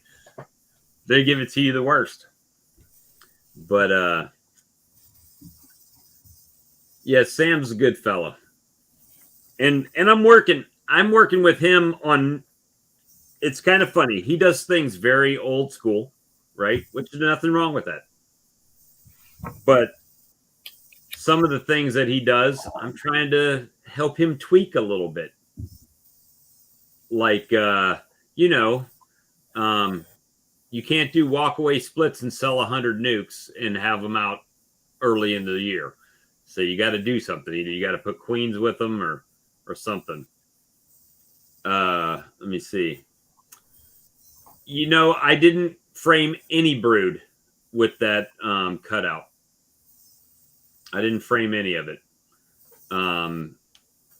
Partially because I was there by myself and I was laying on my back underneath about this much crawl space, maybe 3 feet total. And it would have been impossible. I'd still be there right now trying to cut comb to put in a frame and do it. And, even Randy, Dirt Rooster, says he doesn't frame any of that up. He gives them old comb, puts them in the box and lets them go. Gives them queen or, gives them a frame and lets them do it. But he doesn't save that stuff. Let me see. And Brian makes great conversation, but Brian doesn't come into live streams very much. That's funny. Yeah, that's true. Friends, hey, I've got pretty thick skin for the most part. it's just sometimes, some people do get me to that verge, and Paul's not one of them. But there's guys that come on and they never say anything like creative or constructive to the actual topic or conversation. It's just constant the whole time. So those guys I'll let know really quick. Fat B man, skinny B man.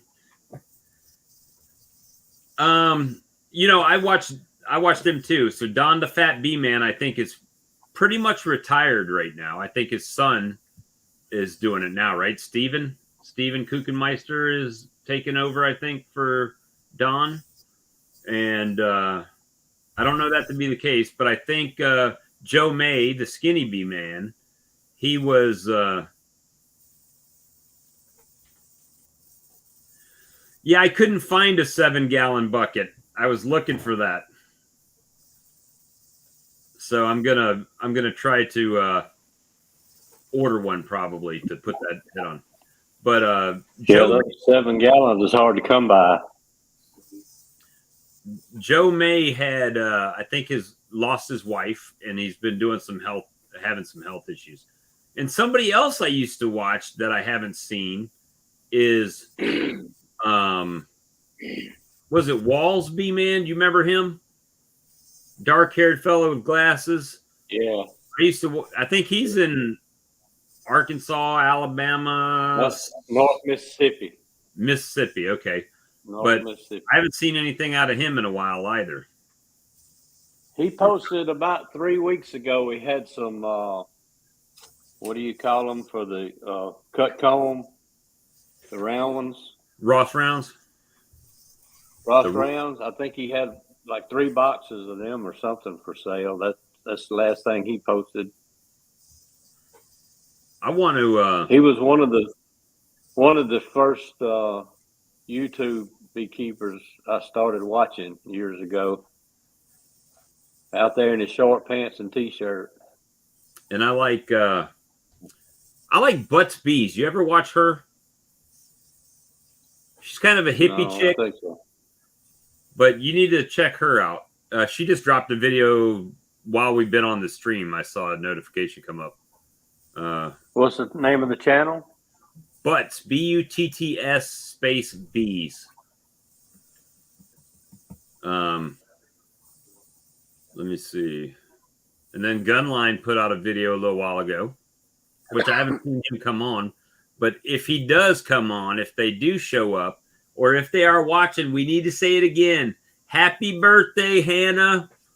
So make sure she gets that loud and clear. But I should have plenty of They're wax. in South Alabama, right?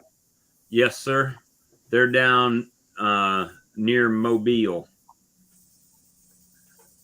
I think Mobile south, near Mississippi border, near the Gulf Coast.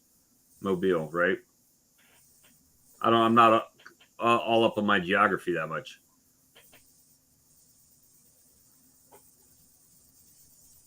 Let me see.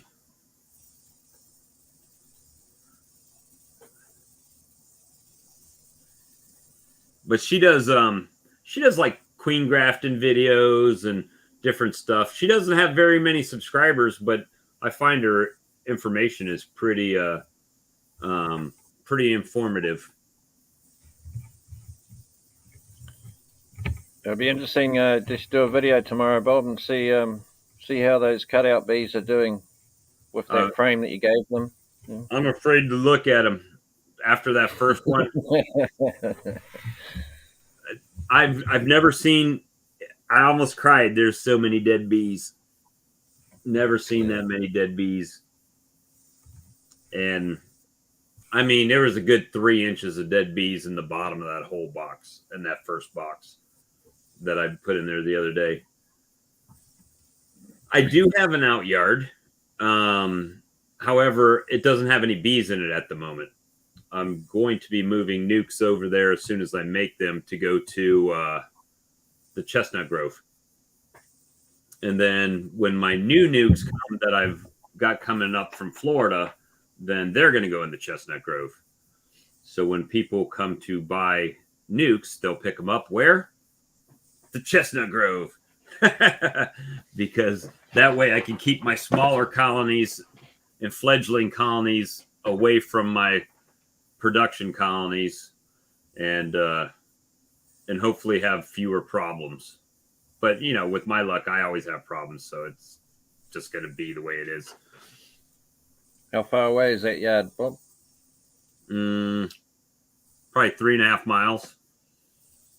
So it's not too, the way I got my out yard, believe it or not, they came and bought honey from me, and they said, hey, we got a 15-acre chestnut grove down here. You want to bring some bees down? I said, sure, I'll have them out there Saturday. And I just carried some down there. Nice. Yep. And Kevin McMahon, I watched his videos. I liked his stuff. And he stopped making beekeeping videos. So, yeah, they're, well, you know, Don the Fat Bee Man, Greg Burns went and learned from Don the Fat Bee Man at his little thing that they have over there. I guess his training, or, you know, you can go there and work for him for free and get some training while you're there and go. Let me see. They're talking about bees on people's property still. But, so my thought was with this other yard as well, I could, because they're just far enough where they're kind of out of the reach of each other, right? That a drone congregation area would be somewhere in between them, could possibly be. So it might be a good mating situation. It's a good distance for when you're making your splits, eh? Just make them up and take them straight there. And, put them in the Pro Nukes and carry them straight over and yeah, put them down. you'll have a lot more success, you know. And so that's going to be the thing. Last year I only had 5 nukes on a stand. I'm going to take over. I asked him a couple weeks ago because it was the first year that they had bees in the Chestnut Grove, and it was also the first year they won the blue ribbon at the state fair for their chestnuts. So now they're like, you going to bring bees back again this year? Oh, sure. But I didn't tell them how many bees I'm going to bring. I mean, they're lucky I don't have a forklift in palletized hives, because they would be loaded down over there. Well, they're not paying for your services, so no, they're my bees on their property. So yeah, you should expect to be able to put a few more there. Eh? Yeah, I'm just gonna line them up until they say, "Hey, what are you doing?" I'm just bringing some bees. Make sure you have plenty of water back here in your bird feeder. But it's not far from a pond either, so it's within a distance for them to get to a pond, and it's right across the road from the strawberry fields. So the strawberry people out there picking strawberries may not be too happy with it, but hey, prove they're my bees. Yeah. So let's see. Do you have much problem with water in summer where you are? Water? Yeah. No, not really. I mean, we get rain. I mean, in the heat of the summer, sometimes we'll get that spell when everything kind of cooks and everything browns out and we hit a dearth, right? Yeah. So I placed an ad on Craigslist for out yards, but now I have plenty of people offering now, but it's hard at the beginning to find. Yep. Yeah, I mean, everybody that I've been approached from, you know, one guy's like, I got 100 acres over there that we plant watermelons on. I don't even know if bees pollinate watermelon plants. Do you know, Joe? They will, but they say that it takes several times for them to pass by them Before they'll get on them? Yeah, that's what I've always heard. I don't really know that much about it.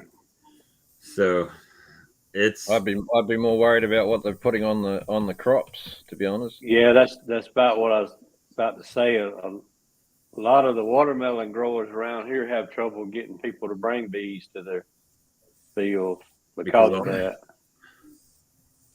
You know, I think that people that ask you to bring bees there are aware of that situation, right? Hopefully. At least the ones that I say, I ask them point blank, hey, you don't spray your, like the chestnut trees or anything? Oh, no, we don't. Okay, great. But that doesn't mean across the road that the strawberry field's not, right? So, and they'll probably go to the strawberries first. If I was a betting man, I don't know that to be the case, but I know that the state law says they cannot spray. I think it's a fungicide that they spray at night. They have to spray it at night, specifically because of pollinators. But I don't know if it's going to dissipate by the morning time when the bees are out there foraging. So that would be the real question.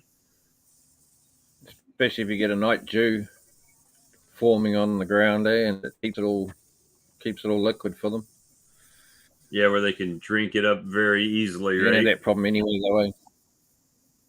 though. You're gonna have that problem everywhere. You don't know what's going on around their flying zone, do you? So, right. Well, even in your own yard, you don't know what everybody's spraying out and putting out and doing all that. So it's like this whole thing around organic honey. You know, what the hell's organic honey? How do you know it's organic? You know? That's because they pay to say that they don't treat it, but where are they foraging? They're not foraging in your yard, right? They're foraging everywhere else too. Exactly. Yeah. So that's I'd be willing to bet mine is organic as anybody else's. Oh yeah. For sure. That's the thing. Let me see. Good night, Williams. Saw you building a nuke video. How do you compensate? I don't compensate at all on out yards. At least I don't. I mean, with what I've got going on, somebody else might have a different agreement. My thing is, if they ask me to bring my bees and they're not paying me to bring my bees, then it's a handshake agreement on my bees are helping them and their forage is helping my bees. And then I carry my bees back home at the end of the season. That's my personal opinion. I mean, now some people got great stuff where they, hey, I'm going to the best one I've seen is Flower Street. Flower Street's got all those over on the solar farm that he's putting out there. And they're paying him to bring the colonies out there, and they're paying him to manage the colonies. That's a win-win for you. I need to get some of that. I've had people ask me to bring bees to their place. You can even have the honey. I don't want it. I just want some bees there. I'm thinking, of course I can have the honey. It's mine. That's the funny. I had a farmer call me. He Googled bees, right? And he called me and said, how much would you pay me to bring bees to my farm? I said, well, you actually got it backwards. It's how much will you pay me to bring my bees to your farm? I mean, where they act like there's no work involved, right? You just drive up and drop bees off and that's it, right? Then you come back and pick them back up. You don't have to do anything. You don't have to strap them down, put hive stands out there, check the bees, feed them, anything like that. You don't have to do any of that. You just bring bees and that's it, right? I saw some of them in our area advertising space for bees. We'll only take 50% of your honey, or we want 50% of your honey. That was about 5 years ago, and they're still advertising for bees. Huh? No one's going to go. It doesn't make any sense. No. I mean, even on my place, I don't have that big a land, but the thing is that there's plenty of land around me, right? So as long as I have enough land and enough forage in the surrounding 2 miles around me, then I can put it up there. The bees do all the work, Bob. Can't tell you how many times I've heard that crap, right? Yeah, the bees aren't sweating like I am in my glasses and everything when I'm out there. Yeah. In saying that, most of the places you put bees in New Zealand, you're usually giving over, let's say, a litre per hive per year to the landowner. It's a sort of a general thing people do. I don't, because I don't make much honey. All my bees are for research. One day I'll be getting into that, but right now everything I do is just for research. So it's people know that, so they just let me do it, you know. Well, hey James, welcome. James, what was the name of that bee suit that you just ordered? That's the other thing I want to try down here. I want to try to get my bees in some cotton fields because I heard cotton. I mean, who was it? Was it Bruce that was talking about that? Putting bees on the cotton?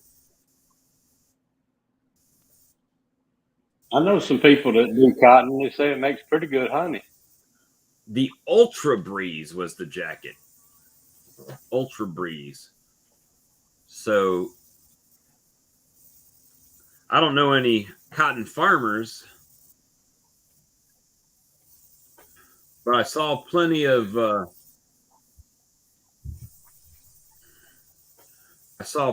cotton fields going down there. Cotton. Okay, so you do cotton fields too. How many colonies are you putting out on the cotton fields? Or are you just taking a few colonies out there? So I don't know if it's still happening, but Ultra Breeze, not Ultra B. Darn Google. Ultra Breeze had a special on. And they had a 70% off deal. UltraBreezeSuits.com, I think is it. That is it. Let me copy this link and drop it if anybody is interested in looking at them. It's the preferred bee jacket and suit of Canada at this point.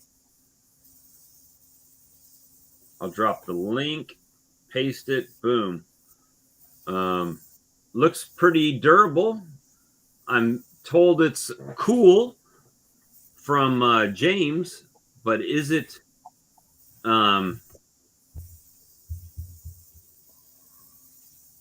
It's got nice metal. It's made in the USA. What else could you ask for? Let's see. Let's see if we can see some pricing. The whole suit, I'll share it because I'm a sharing kind of guy. And we'll add it to the stream. So $259 for the entire suit. $163 for the jacket with hood. And I think they have the round hood as well. Let's see. Jackets. Select sizing. US chart. And I think they do have. I thought I heard they had a round one. Yep, brass zippers, 2 chest pockets. James was saying that all of the pockets are ventilated. Just let you know. Matter of fact, he had one. He ordered another one. So it looks like a good suit. I do not have one. I'm just going off what he said. So that's a oh, okay. So Brian does have an Ultra Breeze jacket.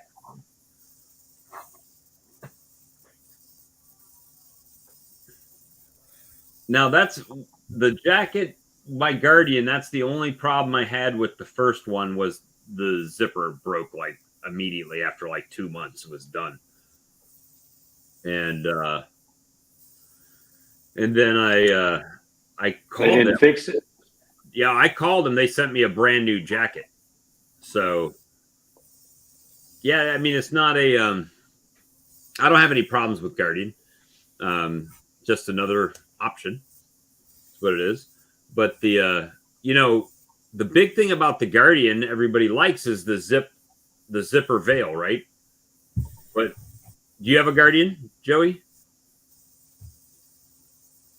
You're muted. I bought one at Hive Life, but I hadn't even brought it out of the bag yet. All right, so I got the regular hood with the zipper like you're talking about, mhm. and I also got the one with the round cap on it. That's what I got, the round one. Now, the thing about that zipper is like that's the big selling point, right? That everybody loves that zipper. I've used mine exactly 0 times. I've never unzip it. I've don't know. always just drank water through the veil. Yeah, just push up there and drink right through it, right? Yeah. Mm-hmm. So that's the Through the side. yeah, I mean, so yeah, it's a good feature, but I've never used it. So it's like, was it worth it or not? You have the date ant vented. I think let me see, date ant. I haven't been to date ant in a minute. Actually, I did. I've got a old honey maker I've been using. Ain't that what Man Lake called them, honey maker or something like that? I've had it for a long time. And I think it was an extra large when I bought it. It's probably a triple X now. And just kept stretching and stretching and stretching. I even have to put, when I get around some mad bees, I have to put a belt around the waistline. Protective clothing. Jackets. Where's the ventilated? Economy ventilated one? They've got a economy one for $131, and they've got a ventilated one for $145. Cricket style jacket. I do like their big veil there. But I'm gonna give this little half shirt one a go. Yeah, that's it. Yeah, mine.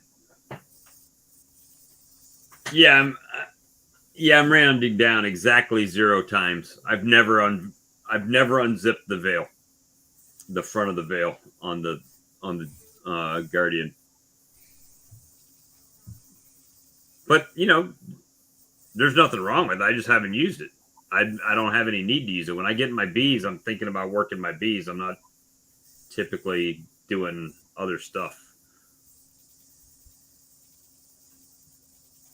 Let's see if they got anything. I haven't found one yet that I can see through good because I have to use these readers for close up. And time you get that veil in front of you, put these readers on, it's just like people's hands in your way. And then if you're looking down at the frame and you're sweating, it just runs right down the inside, and then you got the neck zipper on the Guardian is a pain. Yeah, that is kind of true. Oh, and if you don't get it all away, you'll know because you'll have bees up in there for sure. I just washed. Their neck on the Guardian, it kind of the zippers overlap, and then the flap, like you got the one that comes up, and then you got the 2 zippers across here that overlap, and then you have the flap that goes down. So if you put the flap down, but these aren't on the neck, aren't sealed properly, you'll know because you'll have bees walking around on the inside of your veil, and then it's a thing, right? Then you gotta get it out and put it back. The Man Lake Clear View, that's the clear shield in front of it. Is that, hey, I have to laugh at that though. Not the clear view part, but is that the thing that that David Burns looked like he like super glued to the front of his? You ever seen David Burns's thing? It looks like he sandwiched in there and then hot glued it or something around there. It looks like I haven't really paid it that much attention. you haven't seen that thing. I probably just never paid it any attention. It made me laugh for a minute. I was chuckling. But I know you guys laugh at stuff I do, but it's all good. That dog's up quite often. Fog's up, yeah. Oh, it does? I have a solid cotton bee jacket, so hot, so looking for a good vented one.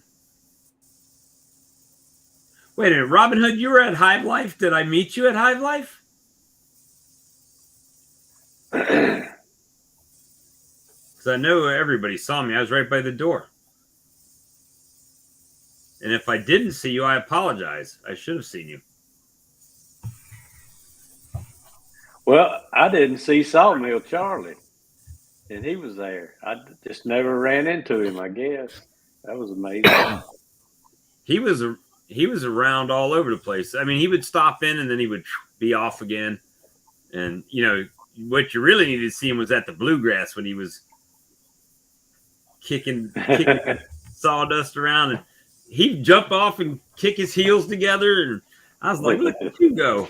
And then he was like, how far is it to the car afterwards? I'm like, man, I just saw you catch air on the dance floor. You cannot be talking about how far it is to walk to this car. You're too sore. He might have been thinking about the cold. Yeah, it was kind of chilly though up there when we were up there. Not for James. James was thinking it was a heat wave. Yeah. 1 pound starter seed for creamed honey from Daydant. $5.95 for crystallized honey.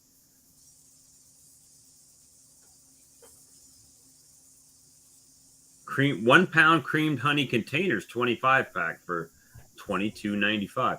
I would like to try that. I might try it. I don't know how it would do here. Do you sell creamed honey, Joey? I have. I hadn't done it in the last couple of years, but I have sold some. I just can't find the market for it like some people do. I know a couple of buddies that goes to actually the meeting that Mr. Ed does, and he can't make it fast enough. Really? But here I can make probably 20 jars, and it may take months for it to sell. Is there a I don't even see it, Ed, here. I don't see it in my grocery store.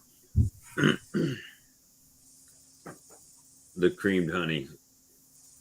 And you know, people liked my hot honey once they tasted it. They were kind of, hot honey, what is that? You know, and then you let them taste it, then they're like, oh, okay, I like that. Let me get some of that. But it'd probably be the same thing with it's honey. pretty good. I think Mike Berry sells a little bit of it, the creamed honey. I At the tried market where you was go. not even a little impressed. Sorry. Yeah, the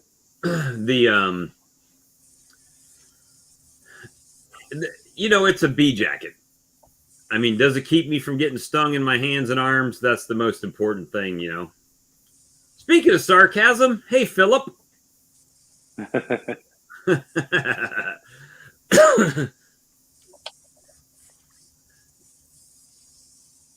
Yeah, hot Philip honey says we're long lost cousins. That's the but it's a I think it's more about making your customers kind of aware of what you're doing, right? And one thing I was worried about is if I make creamed honey and I'm using my bottling tank to dispense it, would it even come through my pneumatic valve, or would it be too thick when I make it? So I don't know. that's I the always other, use.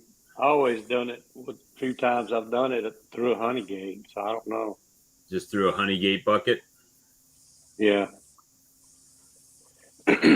Before I retired, I had one girl that bought it from me all the time. She'd buy the regular honey Right. and the cream honey because she always liked when she's watching TV, she'd Just eat that creamed honey with pretzels. no, I don't heat my honey when I make my hot honey.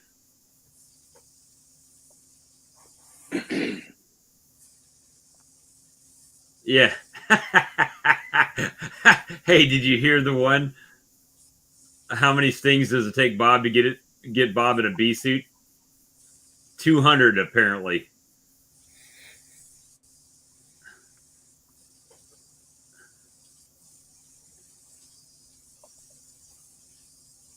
Or at least one. The last one might have been the one that got you in the suit, huh? Oh yeah, the one that sent me to the doctor. Yeah, that one. Let me see. So let's see.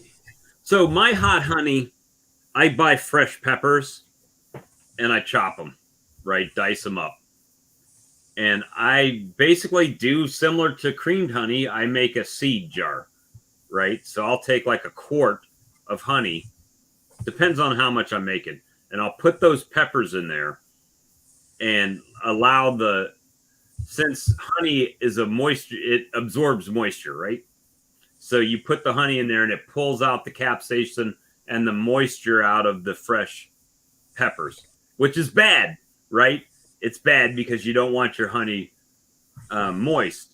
But then what I do is after I let that heat leach into that starter, then I strain all of the peppers out of it, and then I add back more fresh honey to draw the moisture level down across the whole batch, right? Does that make sense? And that helped pretty much stabilize the process. Hey guys, I'm going to sign out. My neighbours are coming over for a visit, so I better be sociable. I better be sociable. Drink a pint for me, Kyle. Okay, guys. Good night. Will do. See you later. So yeah, Philip was asking something about Ed. Yeah, Ed left already. He was on for a little while, and let me see. Is it here? He got stung in the eye and still didn't put on his veil. Yeah, I don't like. I haven't tried roasting the peppers yet. Maybe that's something I'll try next time. Maybe I'll try that next time. I've seen people that heat the honey up and do it that way. Mike from Minnesota, Mike, he does it that way. He heats it up. But then what he's doing is he's also using that pot, but he's taking the lid off to the side to allow the moisture to evaporate out of it. And I just use time, right? So I put it in there, and then once I strain off the peppers, then I just mix more honey into it to where the moisture content is averaged out over the whole batch. Yeah, well, he's on tomorrow already. So it's the 19th there in the afternoon.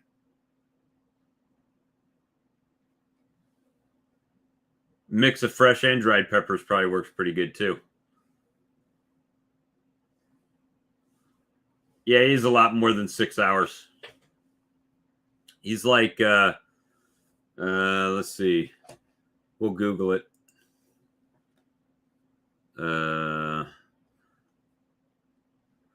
What time is it in New Zealand? So right now in New Zealand, World clock.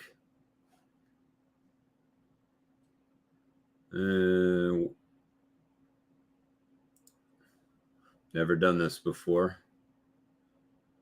Why has it got to be so crazy? Why can't it just tell me what I want to know?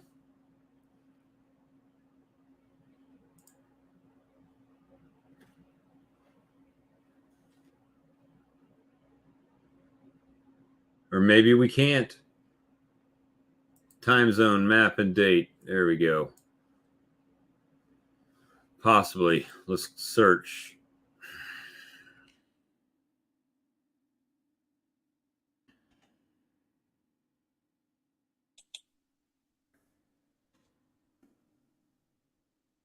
New Zealand time. It is currently 5:57 p.m. on the 19th. So he is about 16 hours ahead of us.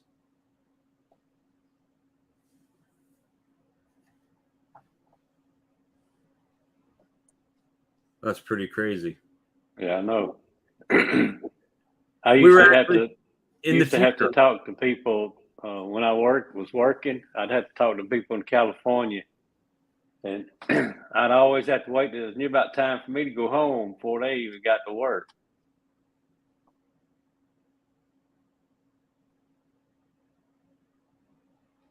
What do y'all charge for? I charge $15 a pint here, Michael.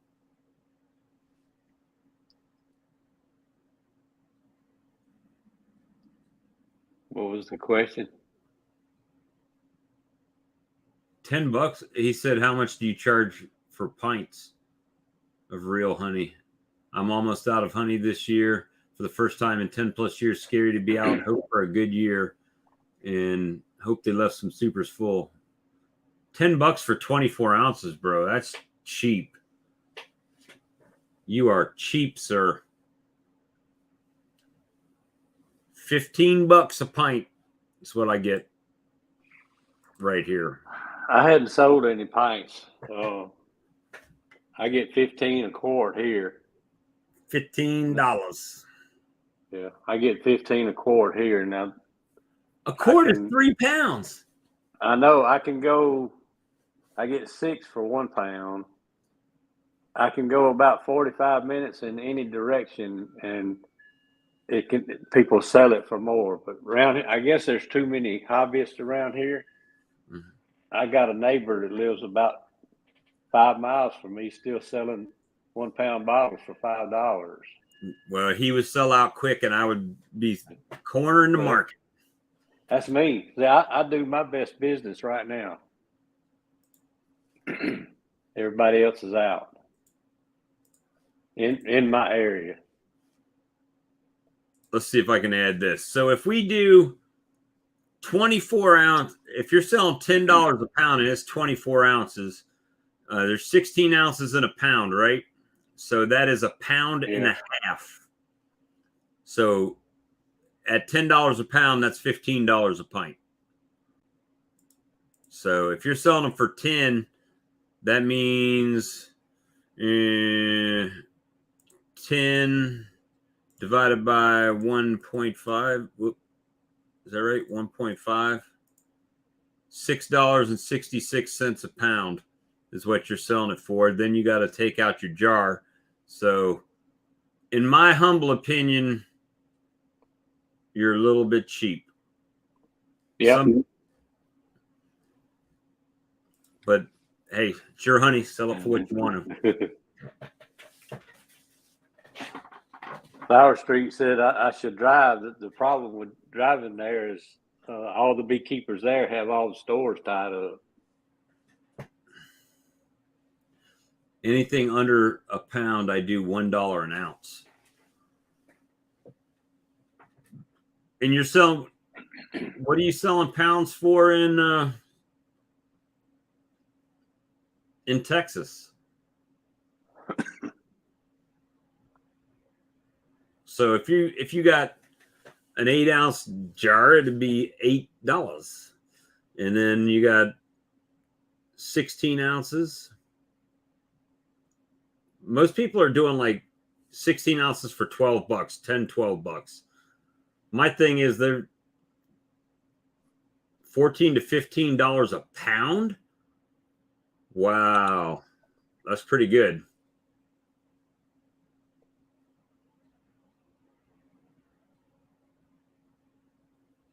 We're selling 12 ounces for 16 and 8 ounces for 12.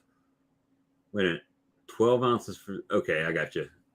Now, I do know a guy that's selling to a feed and seed store about a half hour from me. Mm-hmm. He sells them the 1 pound bottles for $9, and they're turning around and selling those 1 pound bottles for 12. And they can't keep them on the shelf. He keeps bringing them a case every week. That's a I could probably go up on price. The reason I've got mine priced the way they are is because I don't have to make change most of the time, right? So if it's $12, then I'm gonna have to keep a pocket of ones on me to give them 3 for that 15, right? That's right. If they want 15, if they got $15, then buy the pint, right? Then I'm not giving them any change. If they want 2 bottles, well, then that's $20, right? Or $30. So it just keeps it even. That's the only reason I do it like that. How much are your quarts? $30. I sell $10 a pound. It's all by the weight. So, and heaven forbid I put any chunk honey in there. If I put chunk honey in it, it's going to be $40. Make the change. Well, I get a lot of people that come up and they don't even carry cash, right? They're like, do you take Cash App? Do you take PayPal? Yeah, but then you got a fee associated with that as well. No, so a 16-ounce jar, if 16 fluid ounces is not the same as a pound of honey. I think a pound of honey is 14. Is it 14 ounces? Somebody on here will probably be able to tell me right away.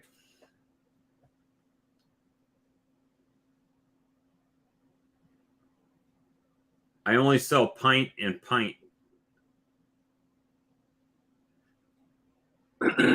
Oh yeah, it's time to go up for sure, man. Yeah, $10 a pound. So 24 ounces is a pound and a half.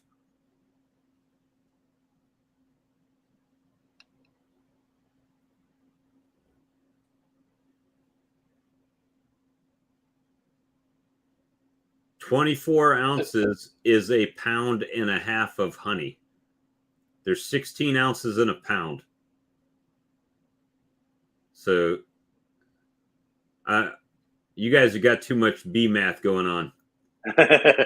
Because 16 ounces is not 1.5 ounces or 1.5 pounds. You guys are saying 16 fluid ounces. We're talking weight ounces. Yeah. Can you? That brings up a question. Can you actually get 3 pounds in your quart jars? I can't do it. I can almost get it in there. It's probably a little bit less. But all their labels for that is 3 pound labels. Yeah, I don't usually. I do very few quarts because. Yeah, there you go. Ed just figured it out. Correct.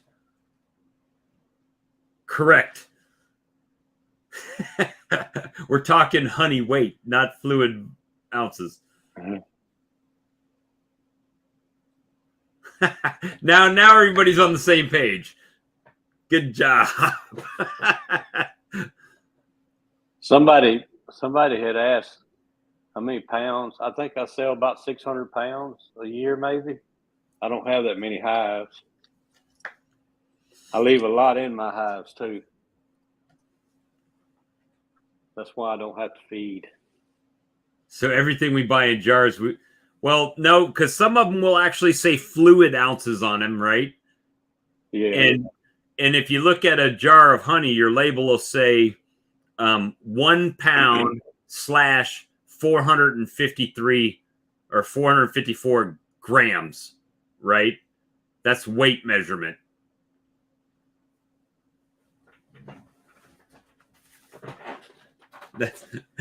What Philip say? I bought a quart in Tennessee for $20. I couldn't believe it. Lady says that they sell out in 2 weeks. Well, of course they do. Yeah.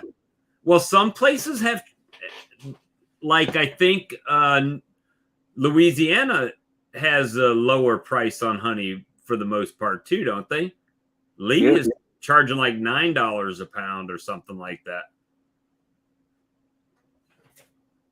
So it's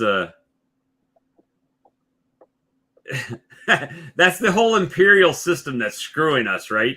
So obviously, if you were in Canada, it would be milliliters or milligrams, right? Or grams in liters.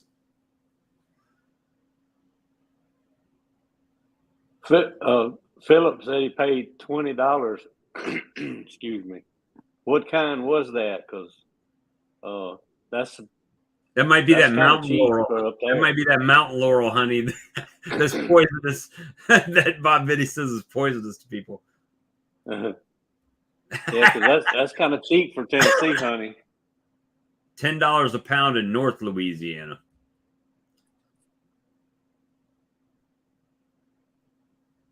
Oh my gosh. Honey weight is 1.5 times regular water weight.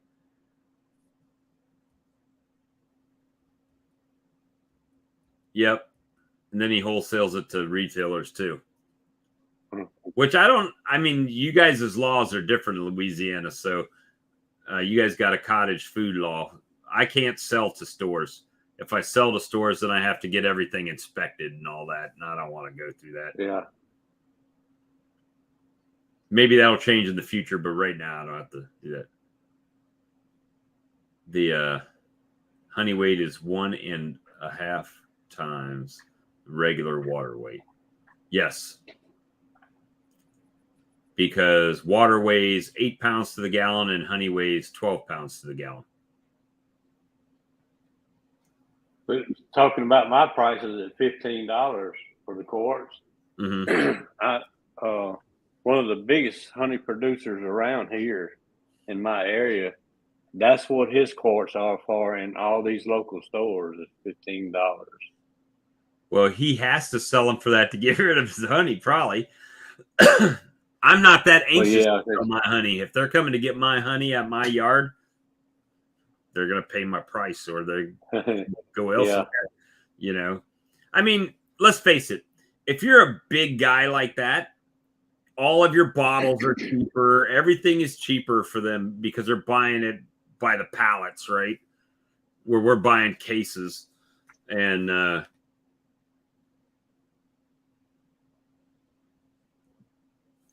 so that's a quarts to stores, $16.75. Yeah, so yeah, China honey doesn't get inspected. Well, I think it does now, some of it. But see, the problem is China is selling it or sending it to like Indonesia or somewhere, and then they're sending it from Indonesia back to the States.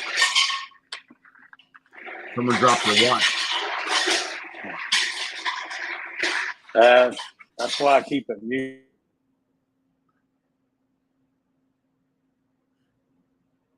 Yeah, I print my own labels, so I keep my costs as low as possible as I can on my end. I just use Avery labels. I want to say the ones that I use, which I don't have any on my thing right now, but it's 88 something. But you know what? There are cheaper options to labels, guys. To give you an idea, well, that's a business card. The labels that I use for my swarm lure, I think I get these at Uprint, and I bought 2,000 of them for $150. And they've got different designs, and I mean, you design your own, but 2,000, or let's do this backwards, 150, I think it was $154 divided by 2,000.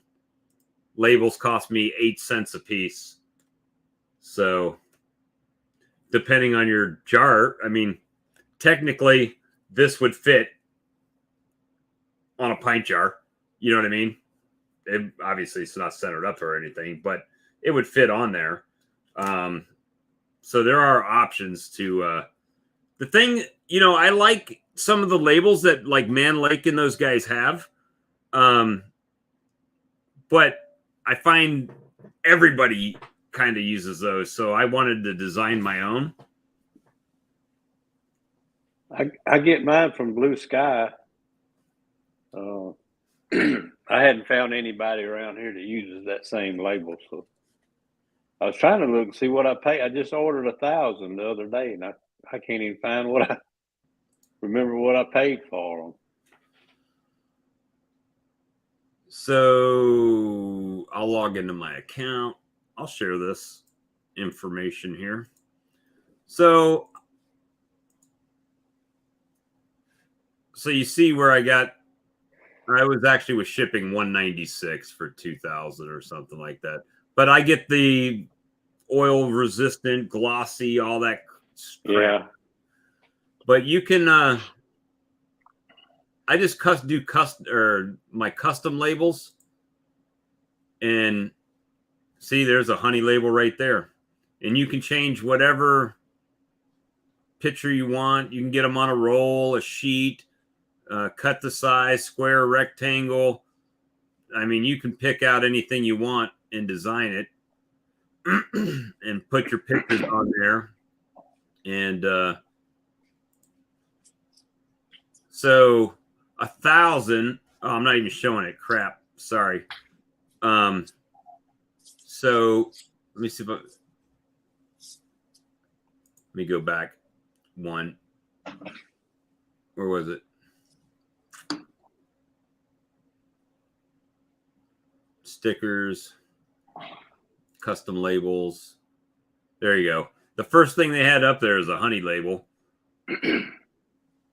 And if you get 1,000 of them, it's 2 business days and 5 cents a piece.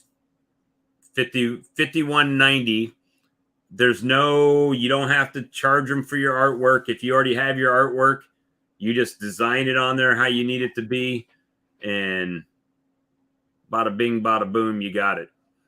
So you can pick your size, shape, arch, hexagon. Hell, you could put a heart label on it if you want to. However you want it, you just pick it.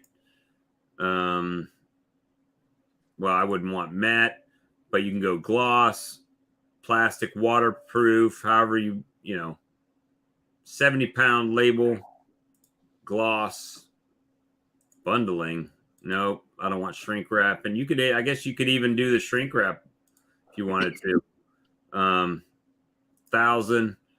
See if we go to 2,000, 126, 3,000, 156 for 3,000. And upload your file and order now, or create your own design online. So you can upload your images from the computer. You can search stock images to make however you want to make it and design it. Put your text on it, zoom it in, zoom it out, change the background colors, and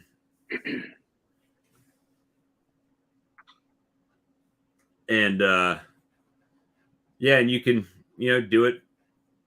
This is who I used for my labels, and they were here within a week from the time I ordered them. Like I ordered them on a Monday, they were there at my house on Friday. So, I'm not saying there's not other places or different things. That's just what I did. Let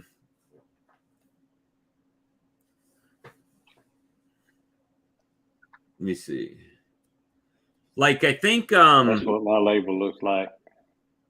that's a good looking label. Can't get it right. You know, Lee uses Better Bee, but when you go to like Better Bee, they charge you like $25 or $50 for the setup of the file and a bunch of different stuff. So, and then you pay for the labels, however much that is. So, if you got any kind of creative talent, know how to do layering on stuff. If you ever done a PowerPoint presentation, making a label is not real difficult. It's just more about finding the job. And how many different variations? I think it really depends on the what type of label you're doing, right? So I think depending on the size, like they've got 2 by, there's a ton of different sizes you could pick, and that'll probably be change the different size of here, I'll share it again. Sorry. I pulled it down too quick. Sorry about that. It just depends on, what type of label you're picking. Ultra gloss, this is a few of the different things you can do. Custom. So you could actually do a custom shape. Of course, the more fancy schmancy you get, the more your labels cost. But if you're just doing a regular like oval or an arch or something like that, it's probably not too bad. Let's switch arch, let's say. And what type of label that you pick, like this is what I use for my my swarm lure. It gets more expensive. So if I went down to like a just a regular gloss, it drops down a little bit. So it's just options. If you can design, and if you go to rolls, the price goes way up. Like it just jumped to $218 for 1,000. I use the cut the size ones. Works all right. It's a little more labor intensive.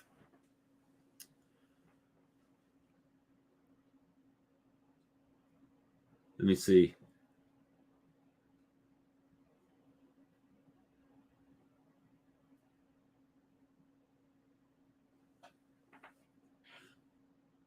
Hard. Yeah.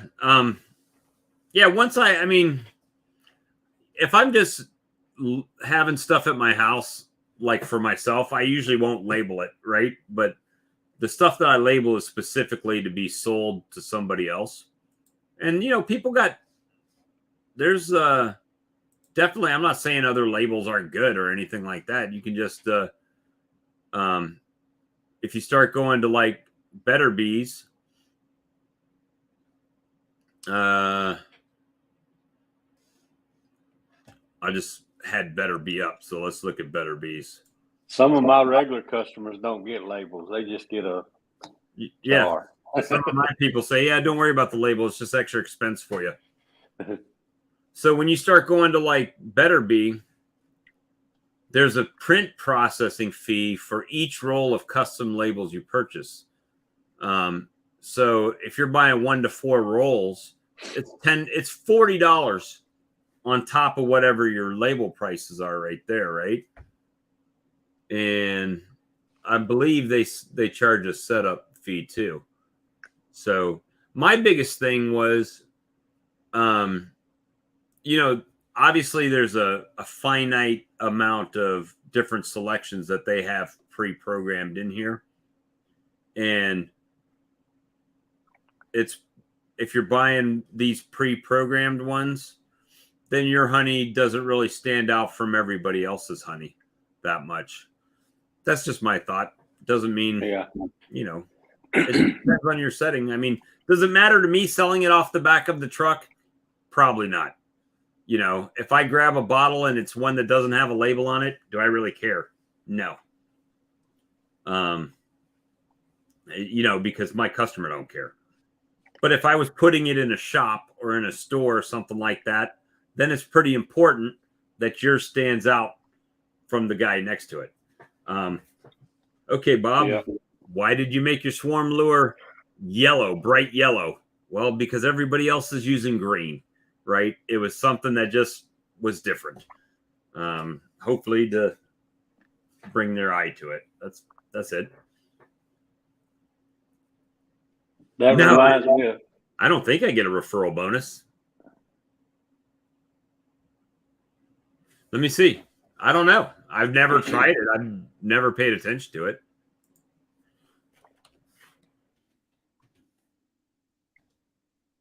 Do they have a post design mailings, apparel and promo? They got all kinds of stuff. Trade show, marketing materials, resellers, template samples. No, I don't think there's a referral. Just a friendly order set, save design, mailing list, settings. Now you can also save your designs in there, right? So next time you go back, you don't have to redesign it every time.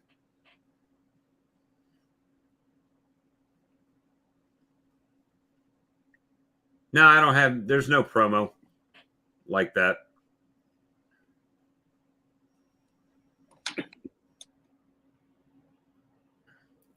So just use it and be happy that you did. that yellow label you had there, it reminded me of a friend of mine selling a house. It's an old house. Somebody told him to paint it yellow and it'll sell. And he said, "Man, I ain't painting that house yellow." And he finally talked him into it, and it sold the same week he put the sign out there to sell. He painted it yellow? Did it sell? Yeah, it sold. And he painted it yellow the same week he painted it and put the sign back up out there. It sold. That's crazy. Somebody's right.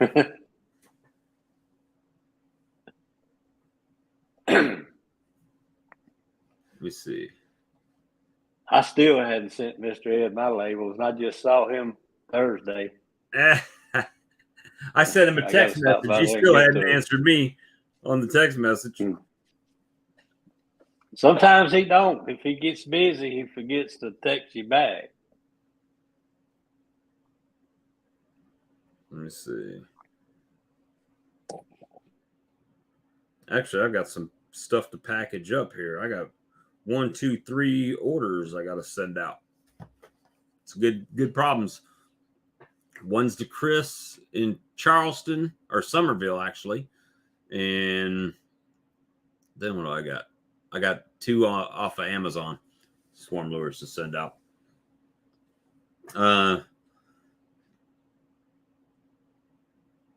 Yeah, you can do that on Avery too. I'm sure you can do that on Uprint. Avery to me, if you can get the labels cheap on Amazon, then they're pretty much a good deal if you're printing them yourself, right? But I don't think I could beat 7 cents a label to have somebody else do them and send them to me. So look who's here. Oh, Lee just got home. Don't lie to me. You were watching 1883 with the woman.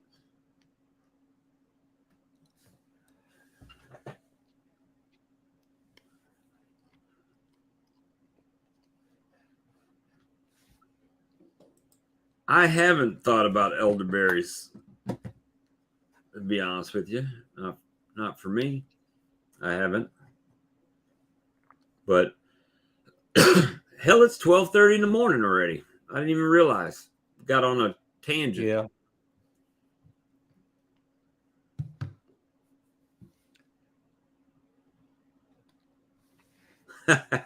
You like those?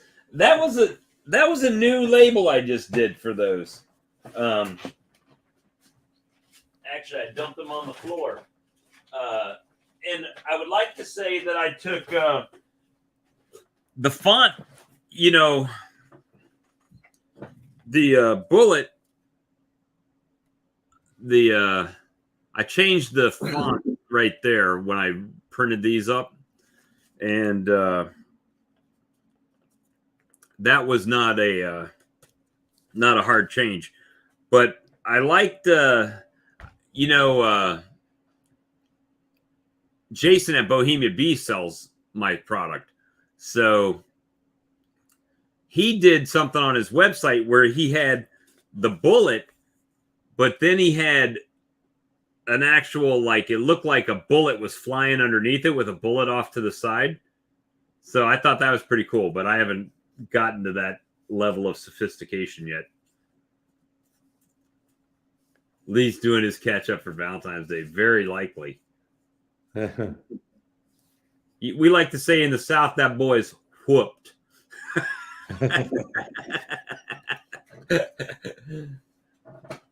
But yeah, that's the thing. I actually need to get busy on doing some more bullets too, because when people are ordering 5, 10, 30 at a time, it doesn't take long to deplete that stock pretty quick. Yeah. How often do you have to recharge the bullet? Usually about a month, maybe a little bit more. Just depends on how hot it is, right? And how fast.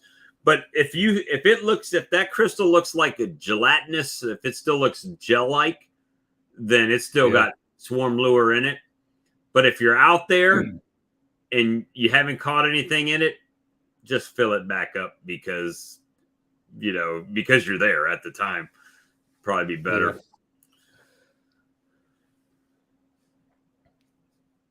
Let me see. Hashtag Lee Studio. I know Lee went freelance on me. And, he started getting that free agent salary over there at Sawmill Charlie's and everybody else's live stream. And now I can't get him to come back for our no life beekeeper chats and all that stuff. Now he's busy.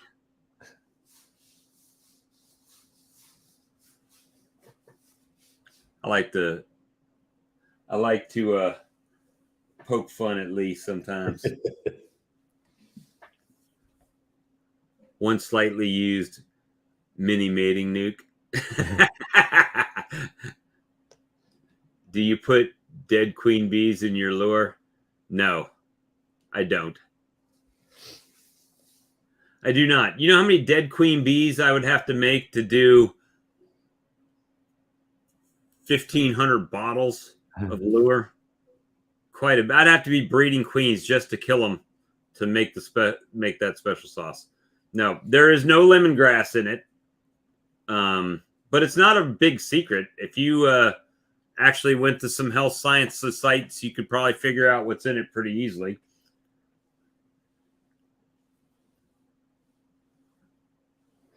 You probably shouldn't tell anybody what's not in it. They'll keep guessing. Yeah. So you don't answer. But, when you smell it, everyone says, like, even Mr. Ed was like, it smells like lemongrass. It's not lemongrass. I told him that at the show, too. It's not lemongrass. Yeah. I've got some lure with dead queens in it. I've had it for a while. It goes a long way because I just use a little bit of it. Right. Smells like lemongrass. That's what everybody says. It smells lemony. But that's not the secret sauce. And I'll never tell until someone says, hey, you know what? I'd like to buy your lure company. Great. Write the big golf check and we'll talk something. But at any rate, since you guys are trying to pry information out of me, I think it's time to end the stream. And I got to get the stuff packed out so it looks good on the Amazons. And we will talk to you guys again soon. Enjoyed it. All right. Thanks, Joey. I appreciate you, brother. All right. You have a good night. And end this broadcast right here.